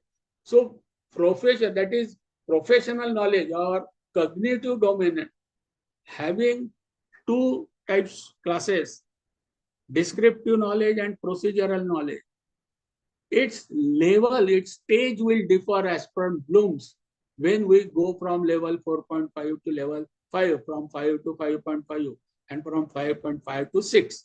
As we go up and up in levels, the Bloom's taxonomy stages of the same domain, knowledge domain, will also go on increasing from memorizing to creation, synthesizing. So that is how depth will increase even for cognitive domain. When it comes to professional or technical skills, we have to very clearly define the professional skills, what a learner should be able to do.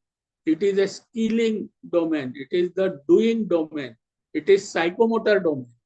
That is cognitive and creative skills involving use of intuitive, logical, critical thinking. Communication skills involving written, oral, literary, numeracy skills, even IT skills.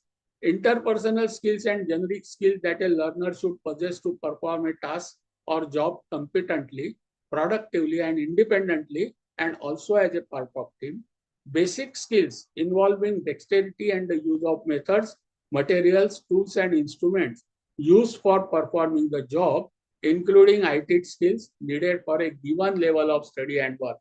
Now, when we will design our practical curriculum for practical, for first semester, second semester, probably third semester, our expected skill will be students should be able to competent to repeat in similar, familiar or non-familiar, you can say, situation, wherein student is given the procedure, and whatever procedure is given, he is able to follow it. Student will be given instrument, how to handle it, and professionally student will be able to handle it. This is what will be expected to probably first, second, third semester. But when the student comes to higher level, there the only problem will be given, and student will be expected to find out the best procedure amongst various procedure, select the best tools amongst various available tools, select the proper analysis amongst various analysis, and student should provide the solution to a problem. That is what will be expected from a learner at higher level, while from lower level, practicing whatever is told will be expected. So practically, when it comes to what should we do, when we will design our curriculum for practicum, practical, laboratory or experiential learning, depending upon the level, our aims, objectives, procedures will go on changing. So this is what is expected in second descriptor. Third is aptitude. So it is more of affinity domain, readiness, job readiness, entrepreneurship skills. So here, generic employment readiness, entrepreneur skills and mindset, digital, financial, legal literacy, entrepreneurship, inclusion and diversity, and life skills. So on this area, our curriculum should deal with these areas. Our syllabus should have these components, and this will depend upon the level, whether it is of 4.5, 5.5, or 6. And fourth one is broad learning outcomes. So it will be generic learning outcomes, specialized or complex job tasks. Remember, mandate given to us is to prepare students for their future job role. So you will find all outcomes are specified, are described, are statements are given, keeping that in mind, that mandate in mind. So these outcomes are also should be very clearly specified. Generic descriptor are already given by NHEQF and our statutory authorities. We have to tune them fine tuning for our own program. Fifth one, fifth class in which descriptors are given are level of responsibility. That is responsibility that the learner can be entrusted with on their own. The degree of supervision that a person needs when doing the job. Probably certificate holder will need lot of supervision. Diploma holder may supervise others, and for him little supervision will be required. For degree holder, he himself or she will be a supervisor himself. So reporting to management and supervising workers will be there for say degree holder, something like that. Some may be skilled worker, other may be supervisors, and third level may be managers. So depending upon the level, their responsibilities will also change. Now this statement determines the nature of working relationship, level of responsibility for self and other, managing the change, and accountability for actions. So summarizing these descriptors. So element of descriptors say qualification, duration, credits, knowledge, understanding, skill. If I take, if you go from level 4.5 to 5, 4.5, 5, 5.5 like this.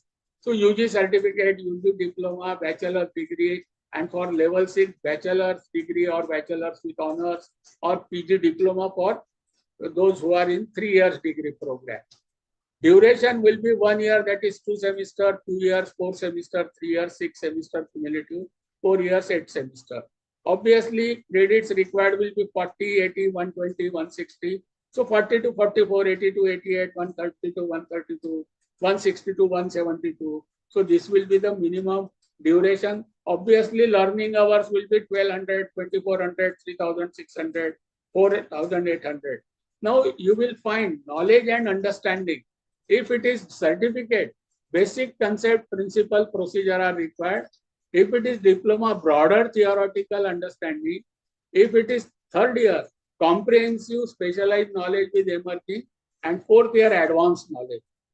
The you can say key outcome for us for designing curriculum.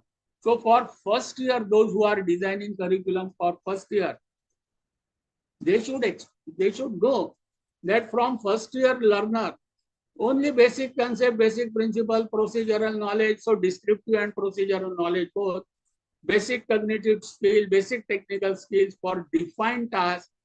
While for second year, it will be level will go, complexity will go from basic, it had come to moderate. If it comes to third year, it will become solving complex problem. And if it comes to fourth year, the advanced problem. So according to level, we have to design curriculum, and these statements are very clearly given. I will not read it repeatedly, but you will know that descriptors are same. But as we go level up and up from 4.5 to 6, that is from certificate to 4 years degree, under the same elements of descriptor, you will find complexity and stage-wise higher and higher, you can say, expectations, learning outcome go. Say, for example, for application part of it, you can say Bloom's taxonomy.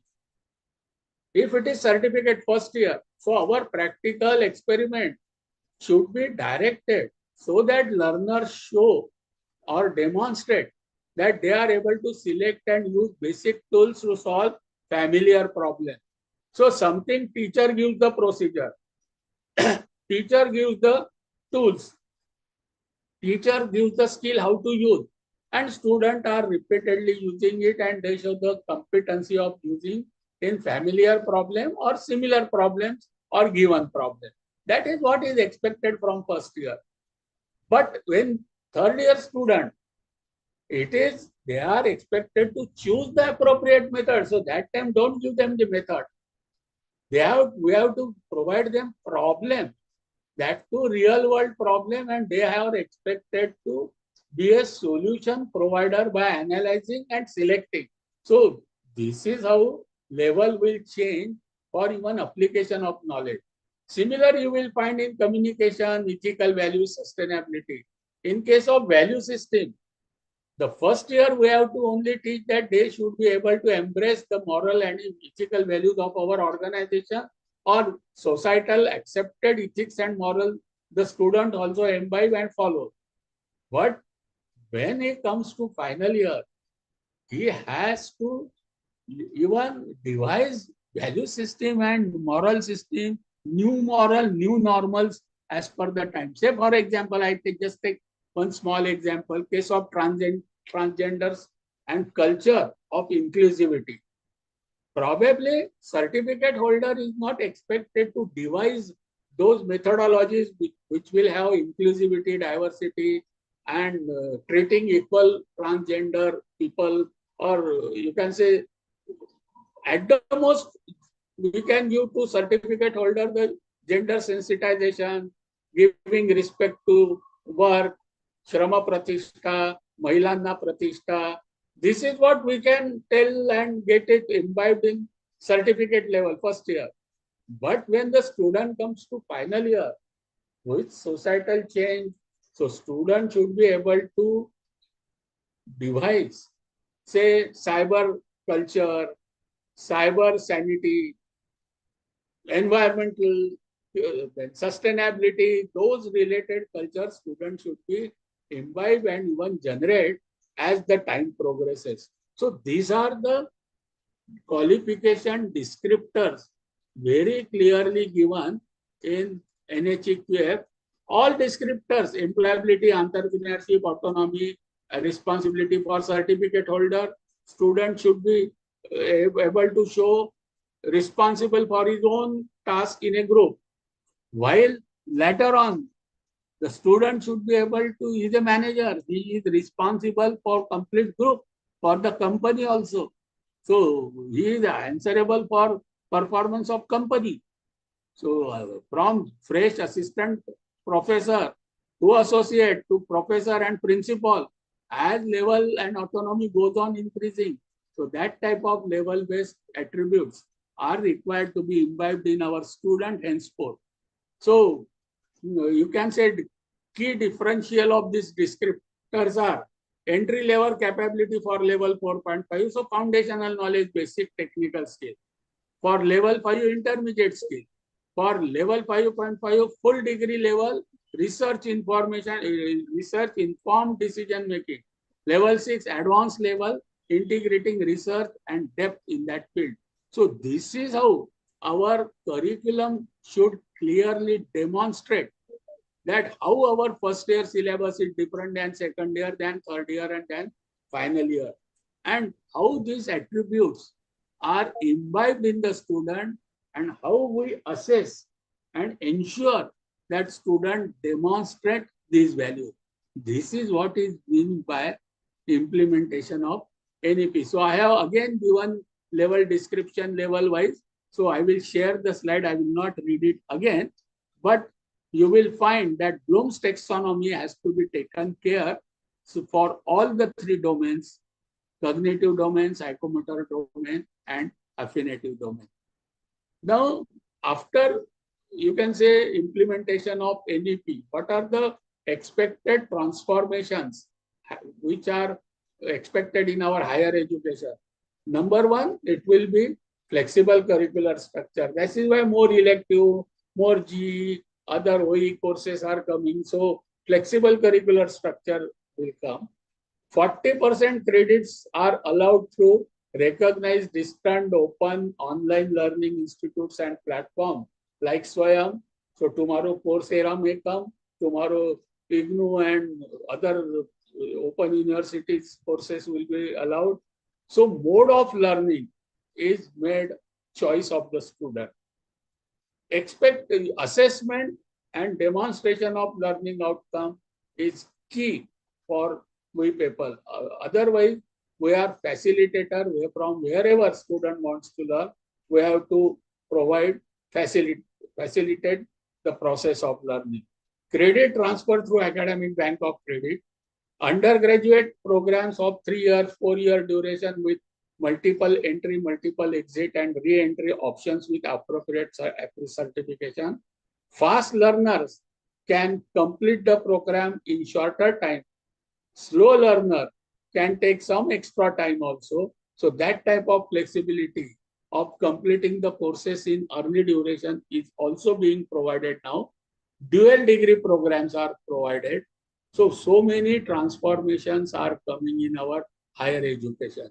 Now, when it comes to implementation, how this multidisciplinary part, level-based part, all three domains, knowledge, skill, behavior, how they are integrated and actually implemented. So you will find they are given in the form of verticals.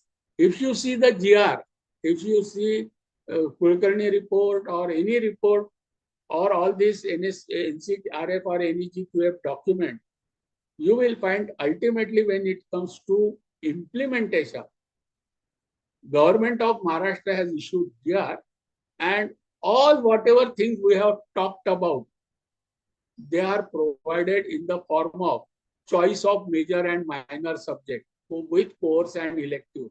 So flexibility is there, multidisciplinary is provided, and learn one subject in detail of interest and other overall development. So major, minor. So that concept is, you can say, implemented through the concept of major, minor. Then value system, ethical system, constitutional values. So courses on Indian knowledge system, IKS. So one generic IKS, other is subject specific IKS. So that component is taken care of in IKS. Experiential learning. Lot of weightage is given on experiential learning. So for engineering, almost one semester is expected, 10, 12 credits are to necessarily to be earned through internship or field-based learning or OJT. Then for community engagement through NSS, community service. So those provisions are taken care of by providing credits for internship, field-based learning, OJT, community engagement and service. Skill, that is psychomotor domain. We engineering colleges, we were having sufficient vocational and skill enhancement, but still now it is well oriented. So you will find that there is a provision of VSEC, vocational skill enhancement courses. it has got two components. One is vocational skill and second is life skill, skill enhancement courses. So vocational and skill enhancement part, psychomotor domain, second domain. We know that education will be in three domains. So first was cognitive domain, knowledge domain. Internship was procedural knowledge plus skill. Second domain, psychomotor domain, through courses on vocational and skill enhancement courses. Communication skills, so languages. Ability enhancement courses, again skill, that is communication skills in English, communication skill in second language, and value ethical life skills through environmental studies. Then co-curricular courses. There are life skill education courses, provision of open elective, generic elective. For flexibility, MOOC is there. So all these provisions are given to implement the concept of NEP through verticals provided. 6 verticals are given, and you will find the distribution is given so that student will have to learn through all these courses. So it is truly multidisciplinary education. So what you can say 3 years or 4 years undergraduate degree program in compliance with GR and letters issued by state government of Maharashtra based on concept and NEP as a policy. So they have provided that 1 hour per week of theory, 1 credit, mapping with NCRF. 1 hour per week of practicum lab, half credit, mapping with NCRF. Credit per semester 20 to 22 or per year 40 to 44. That is 600 learning hour per semester for and 1200 for 1 year. Again, it is mapping with NCRF. Total credits required 120 to 130 for 3 years and 160 to 176 for 4 years. Again, mapping with National Credit Framework. So our GR takes care of this all credit framework, and Maharashtra is implementing NCRF in true spirit, in totality. Now, you can say the subject distribution, expected multidisciplinary expectations of NEP, you will find from, truly speaking, from third semester, after completion of second semester, student is asked to finalize major minor. So here semester 1, truly speaking, major is not a correct word. 2 to 3 subjects student has to choose, and one of them will become major in third semester and my second subject as minor. So generic elective, open elective, then skill enhancement courses, IKS, ability enhancement courses, value education courses, co-curricular courses. So together, first semester 22-22, second semester 22-22. So 1 year, that is level 4.5 and difficulty level 100. So that has to be kept in mind when we prepare curriculum for level 4.5.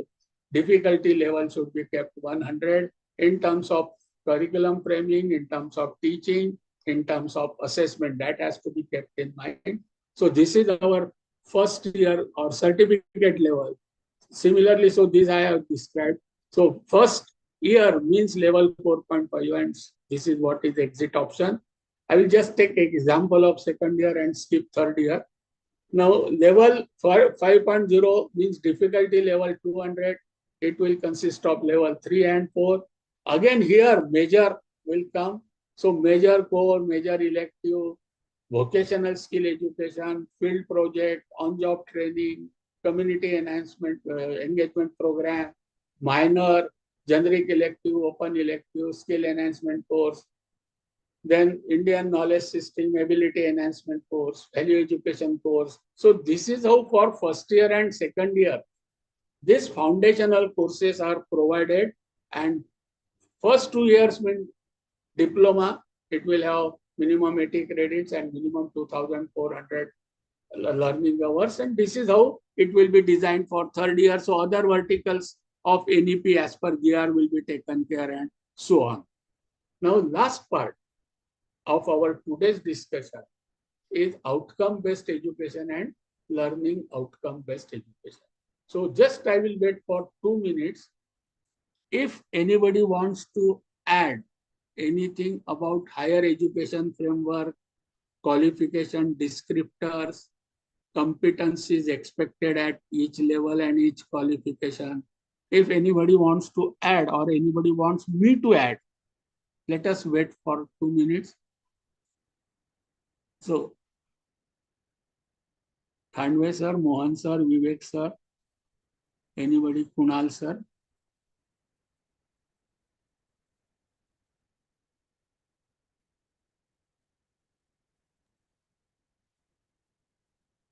Are we live? Anybody? Yes, sir, but there is not any more questions. I will discuss it later on. Okay, so should I move? Yes. Yes, sir. Yes. Okay. Yes, sir. Yes, sir. Thank you. Thank you. Yes, sir. Yes. Let us come to the third important aspect of NEP.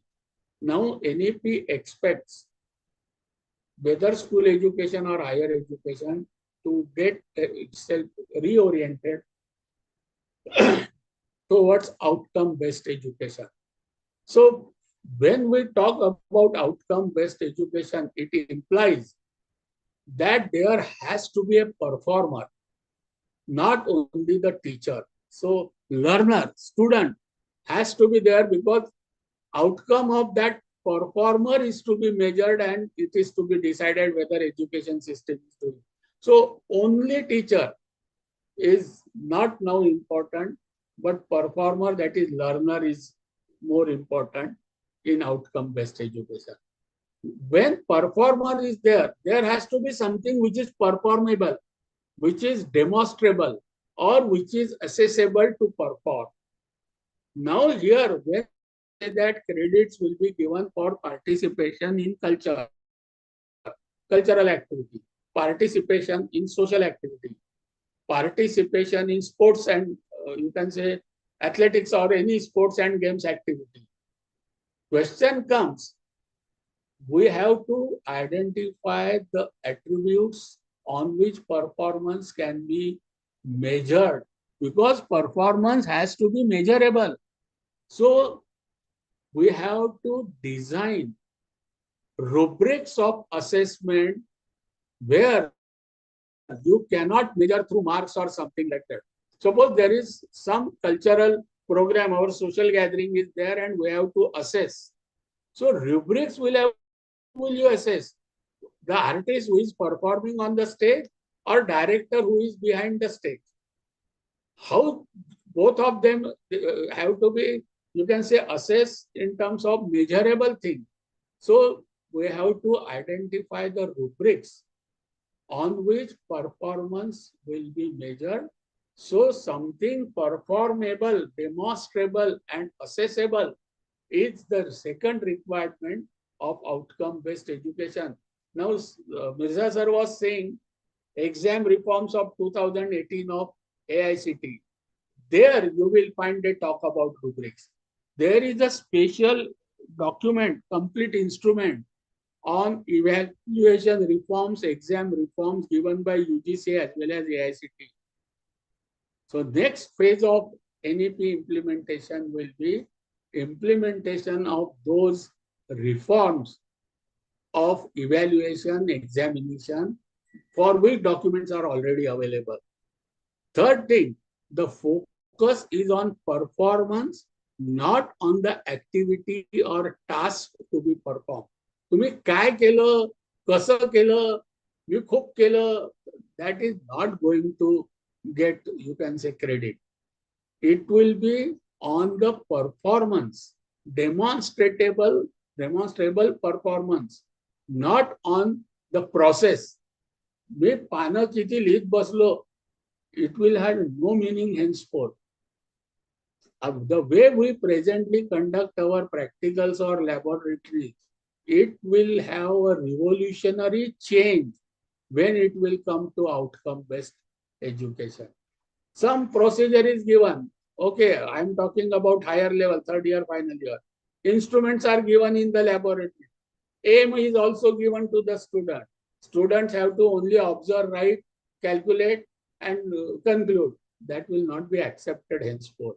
So process will be not as important as the outcome, that to expected outcome. Result is right or wrong is not very important. But even if there is error, the student should be critically analyze why this error is. So this is there the performance as per the description will have to be measured. So all rubrics and new methodology of, you can say, assessment will be there. We give marks to seminars. For seminar, how do we assess seminar? So complete rubrics will be given, and for each rubrics, separate marking will be there, and depending upon the performance based on rubrics, assessment will be there. So this is what is expected when it comes to outcome-based education. So this OBE approach, it focus on competency. As right from the beginning, I am saying that NEP implementation means changing the route towards competency-based and level-based education. So competency and its demonstration, according to at par with mapping with that level, will be the important, that is the approach of OBE. So concentration will be outcome or goals instead of marks and score. That is why I have deliberately put mark that now only marks and scores will not make a person qualified for a given certification. It will be outcome or goals. The goals have to be in 3 domains: skill, knowledge, and attitude. And learners should have and demonstrate during as well as at the end of the course. What does it mean? Continuous assessment, formative assessment will be equally important than end of the course assessment.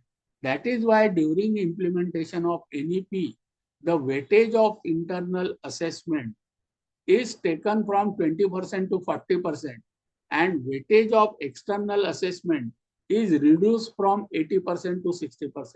Earlier, 20-80 was internal and external. Now it is 40-60. Because as per NEP, formative assessment is equally important than high-stake examination. Even for board examination, schools examination, impact or stress on high-stake examination will be reduced, and formative assessment will be made equally important as summative assessment. So this is what is the approach of OBE. As I already told you, 3 terms we should be aware when we talk about OBE. One will be capacity, second will be competency, and third will be outcomes. I have already explained, so I will not repeat it, but I have just repeated the slide to emphasize that in outcome-based education, capacity, competencies, and learning outcomes are the keywords over which the outcome-based education revolves. Now, UGC and Ministry of Education has come out with the document, as I am displaying, Learning Outcome-Based Curriculum Framework for Undergraduate Education. Commonly, it is known as LOCF. And this curriculum designing, this curriculum framework takes care of earlier 2 frameworks, that is Credit Framework and National Higher Education Qualification Framework. Credit Framework plus NHEQF and plus outcome-based education concept is equal to LOCF. So all our curriculum framework henceforth will have to map with LOCF. So key outcomes underpinning curriculum planning and development of LOCF is Learning Outcome-Based Curriculum Framework is a framework based on expected learning outcomes and academic standards that are expected to be attained by a graduate of a program and holder of a qualification. Now we know qualifications are related with levels. For that level, for that qualification, standards and expected learning outcome have to be specified, described, and we have to impart it, assess it, and ensure those attributes are attained by the learner. Then only qualification is expected to be given. Now this will include attributes, qualification descriptors, program learning outcomes, and course learning outcomes. So any curriculum planning, any syllabus of any level, that is any year, what we call it, and of any program, essentially should contain the graduate attributes. We don't have to define. Graduate attributes are already given by international bodies like NEP, you can say Washington Accord and world bodies. They have already been accepted nationally by UGC, AICT, NEP, and NBA. So we at university level, our college level, or autonomous college level are not expected to define graduate attributes. There are 12, 13 attributes. You will find they are related to 3 domains of education: cognitive, psychomotor, and affinitive. And those attributes are already specified by the statutory bodies. Everybody in India nationally will have to accept them as it is, only tune it to our program. Second, everybody will have to specify qualification descriptors. Again, they are given by level-wise, qualification-wise, by NHEQF, by NSQF, by NVQF, depending upon what type of education is being given. So for each domain or type of education, descriptors are given. Again, here also we have to adopt them as given by statutory body. So graduate attributes are given. They have to be very clearly mentioned. Qualification descriptors are given level-wise and qualification-wise. They have to be reproduced as it is. We have to accept them as it is. Now, within these two, we have to define learning outcomes and course learning outcome. So we have to define what, for this type of description and attribute, what program should have as 4 years curriculum. And for that program, once we have understood the outcome, then what courses should be given so that these attributes are attained by the student.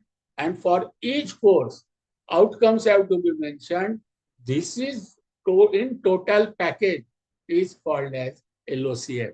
To understand it further, higher education qualifications such as bachelor's degree are awarded on the basis of demonstrated achievement of outcome in terms of knowledge, understanding, skill, attitude, values, and academic standards expected of a graduate of a program. They specify graduates completing a particular program or study are expected to know, understand, and will be able to do during and at the end of programs with a continuous assessment. They are used as a reference point that will help to formulate attributes, descriptors, program learning outcomes, and course learning outcomes. Now, considering this, attributes, outcomes are given. So, outcome-based education, it will clearly start with a clear statement on what knowledge, skill, and attribute the student will be able to demonstrate as having acquired on successful completion of program. They should be measurable. So any curriculum should start with graduate attributes of that program.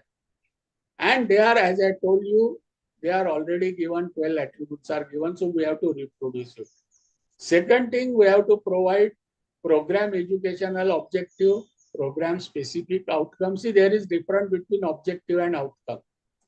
In case of program educational objective, what for sector we are preparing a graduate. Say, for example, it is a mechanical engineering program, and we find that in manufacturing, in design, in metallurgical industries, or you can say computer-aided design. These are the areas, or in research or CAD/CAM, the student are expected. We are preparing our student for those. Those will be our objectives. And to attain those objectives, we will write number one, program specific outcome. And then program outcomes are given by NAC or SGA. They are based on graduate attribute. So program outcomes are there. So Mirza sir, in your AICT exam reform 2018, you will find that first they have mentioned about PO1, and for that PO1, what are the competencies and what are the indicators, and then they have given the exam or assessment what type of required. Like that they have given for all 12 POs. They have given example of mechanical engineering, computer science engineering, electronics telecommunication engineering. So for various engineering programs, they have given POs. For those POs, they have given competencies. For those as an example, they have given the indicator, and on that basis we have to, you can say, design the curriculum of our courses, syllabi of the courses, each course like that. Then for each course we have to write course outcome and course learning outcome. So when we say that we are going for outcome based education, credit framework education, higher qualification, NHEQF, NSQF based, you can say, system, our curriculum will begin with this thing. If these things are not mentioned, people may say that you are not NEP compliant. So planning will go from long-term program, that is educational objective, PSO, that is exit outcomes, then program outcomes. See, exit outcomes are after 3-4 years after the graduates are passed, and program outcomes are at the point, at the time of passing out or getting the qualification. Then course outcome, then each module outcome, or each module, say each with intended learning outcome. This will go for a planning side.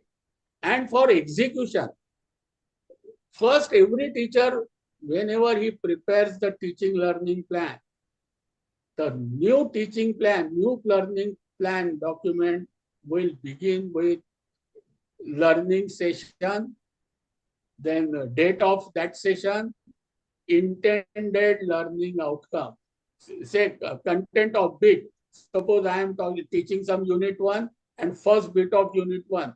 So I will write that first bit. But immediately after that, I will write 3-4 intended learning outcome.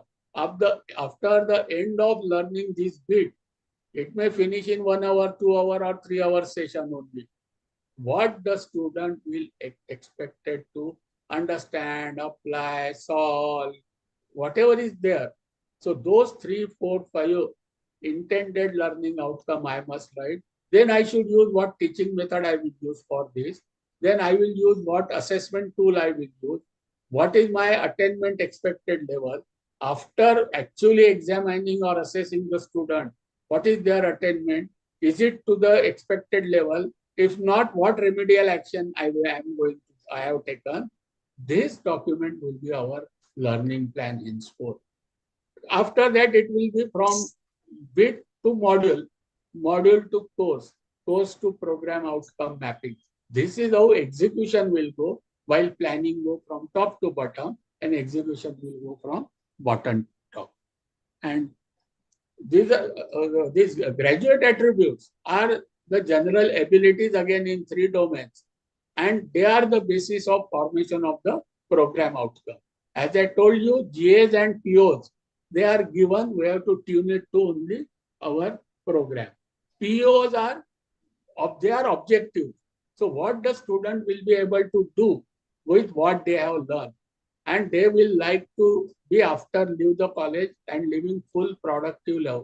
So they are preparing the student for their career and professional life to attend within a few years after graduation. I again take you back to what mandate NEP has given to us, the educator. They have asked us to prepare the student for their future career or job roles. So those for which career we are preparing, that has to be very clearly stated, and that will be stated in the form of program educational objective. Program specific objective, they will be narrow statement. What the learner of particular specialization of program are expected to do, attend by the time of graduation. So when they graduate, so exit interview, exit assessment has to be done, and that will tell us whether PSOs are attended or not. While objectives will be alumni's, you can say, feedback. That will tell you about objective. And your PSOs will be told by when the student graduate from us. So that time if we take any assessment or interview, so that will tell us whether our program specific outcomes are attained or not. Program outcomes are further set of narrow statement that describe what student or learner of the program are expected to know and be able to perform or attend by the again time of graduation. So 12 POs, probably now they have reduced it to 11, but PO plus PSO together, they will be about 14, 15. So 12, 13 POs will be there, 3, 4 PSO will be there. So together 15, 16 PO plus PSO will have to be kept by every program before the curriculum delivery or anything start. So every teacher's course file should essentially have attributes, POs, PSOs, and for person that individual course qualification of what level that course is there. I may be teaching second year one course and final year some course. So for second year course, what are descriptors? That should be reflected in my second year course file. What are the expected qualification descriptors of fourth year subject? That should be reflected in my fourth year course file. So complete these pages will make you presentable that yes, we are following OBE. So takeaway is that you have to make intended learning outcome for every small bit. It should be in ABCD. There has to be a performer. There has to be performance. There has to be resource or condition, and it should be competency level. First year degree of performance, what is expected. I am teaching certain subject in first year as a foundation course and final year as advanced course. So my expected degree of competency expected from the student. So on this ABCD, performer, performance, resources, and degree of competency expected, your intended learning outcome should be designed. And say, for example, what is expected after end of first year? That is level 4.5. That command and proficiency of broad range of specialized theoretical and practical skills. Canvas पूर्ण दाखवला त्यांना की जे तो specialisation घेऊ शकतो किंवा तो subject core घेऊ शकतो, मायनर घेऊ शकतो, मेजर घेऊ शकतो, असे विषय काय काय असतात आणि त्यात जनरली काय असतं. That is what is expected to be known by that student. Routine आणि नॉन रुटीन कंटेक्स्टला फॅक्च्युअल आणि theoretical knowledge, that is descriptive knowledge, little bit of procedural knowledge, logical mathematical skills, and wide range of cognitive practical skills to find solution to a specific problem, and presentation skills. हे certificate लेवलला. आणि अजून what is expected on other domain, use of both standard non-standard practices. Job holder will be responsible for completion of their own work and expected to learn and improve their performance. Lifelong learning, learnability दिसलीच पाहिजे certificate लेवलच्या याच्यामध्ये. Individual employed to carry out these job roles will be expected to able to communicate clearly in speech and writing and may be required to carry out mathematical calculation. J certificate holder कडनं या लेवलचं communication आहे की तो त्याच्या सुपरवायझरला व्यवस्थित सांगू शकला पाहिजे आणि सुपरवायझरने सांगितलेलं व्यवस्थित समजू शकला पाहिजे दोन्ही.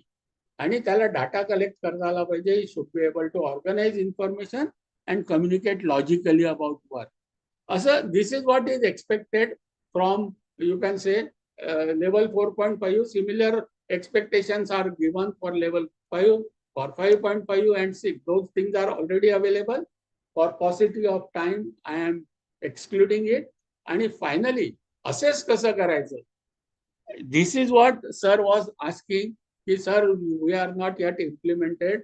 Remember, this is what will be the next phase of NEP implementation.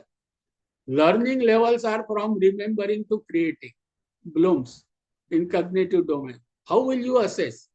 What are the various tools?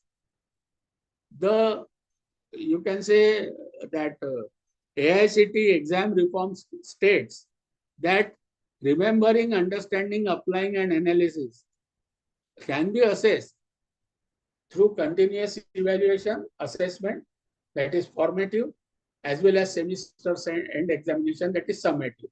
So formative assessment and summative assessment. Now tools may be different. It may be quiz, it may be project work, it may be assignment, it may be some report writing, it may be some presentation. So your tools can be different depending upon the bit of your or unit of your course or type of course. But generally, these stages are assessed through formative and summative and continuous and end examination. While applying, analyzing, evaluating, and creating these stages are generally assessed through course project, mini project, minor project, and capstone project. So I have just taken one slide of that exam reforms of AICT 2018. Now detail what should be the teaching methodologies, what should be the ICT tools, what methodology is suitable for which type of course and which type of expected learning outcome. So there are various ways. Blended learning is there, flipped learning is there, experiential learning is there, collaborative learning is there, group work activities there. So lot of methodology, our chalk and talk method is always there. Along with that, various methods are there. And depending upon course and its content and unit and bit, we have to try and experiment with various methods. Those methods itself can be a full course.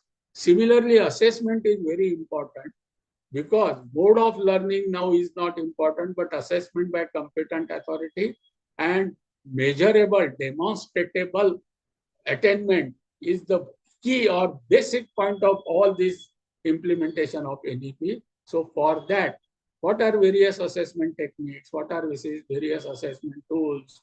What are various rubrics? How you can say various domains, skill is to be measured, behavior is to be measured, knowledge is to be measured, descriptive knowledge is to be measured, capacity is to be seen, competency is to be ensured. So for depending upon what we want to measure or what is the performance we are expecting and what are the measurable part of it. So depending upon that, various assessment tools are also given. There is a complete document on, you can say, reforms on evaluation, assessment, examination, teaching, pedagogy. So those instruments are already made available. This philosophy, this framework, these templates, these verticals, supported with new teaching pedagogies and new assessment as a complete package is implementation of NEP. So I express at the end sincere thanks to all learned audience of Rammege College of Engineering and Management in our area, popularly known as New Badnera. I congratulate as well as express my thanks to Principal Dr. Ajay Thakre sir. There are learned experts, conversaries. I can name many of you people. So you people are already great educationists. You are doing many things. You are representing university on various bodies. So probably you people are aware. I don't know whether I have added any value to already your existing knowledge, but I sincerely tried to give different perspective in terms of implementation of NEP because I know it is a very special college, our old New Badnera College. I am also thankful to our Honorable Vice Chancellor, to Vice Chancellor Registrar, and importantly, Dr. Atik sir and my friend Ankit, because he is a great support always to me and all FDPs. So with this, and I am open for any questions, if any, or if anybody wants to add anything supplementary to what we have discussed up till now. Thank you very much. Thank you, sir. Thank you so much. Participants, the forum is open for discussion. If you have any kind of queries or the question or some kind of observation here, you can please note down or directly ask to Professor Marathi, sir. Please, anyone. But I really appreciate if there are questions because rather than the lecturing, we are focusing on the discussion and whatever may be the questions that have been raised, we should put on the appropriate platform. So if anyone has any questions or the queries, they can please directly ask to Professor Marathi, sir. Please, anyone.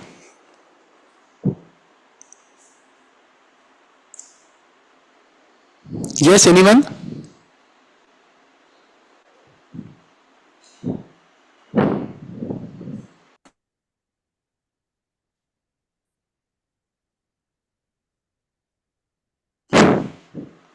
Thank you, Marathi sir.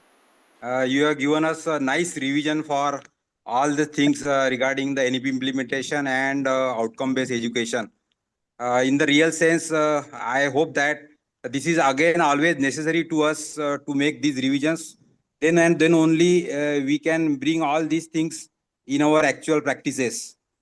So nice revision you have given, and we will see that in our forthcoming years. We will try to see that NEP will be actually implemented for whatever that expected outcomes are there, and the students, multidisciplinary students, we can prepare for our community. So once again, thank you, sir, for giving good insights with your presentations. Thank you, Praveen, sir. Thank you so much for your kind comments. Yes, is there anyone? Hello, Marathi sir. Yes, sir. Sir, what just I want to also share that whatever now we are talking about this OB, and then there are various learning levels and all this. So this should be also brought to the notice of the students also. Very true, sir. They are the Because the important students are stakeholders. also not knowing that what is their role. So on one side we are trying to expect to give them, deliver them, to make them skill and all this. But they should also know that I have to achieve the highest level of creativity. And that starts with the remembering, understanding and all that.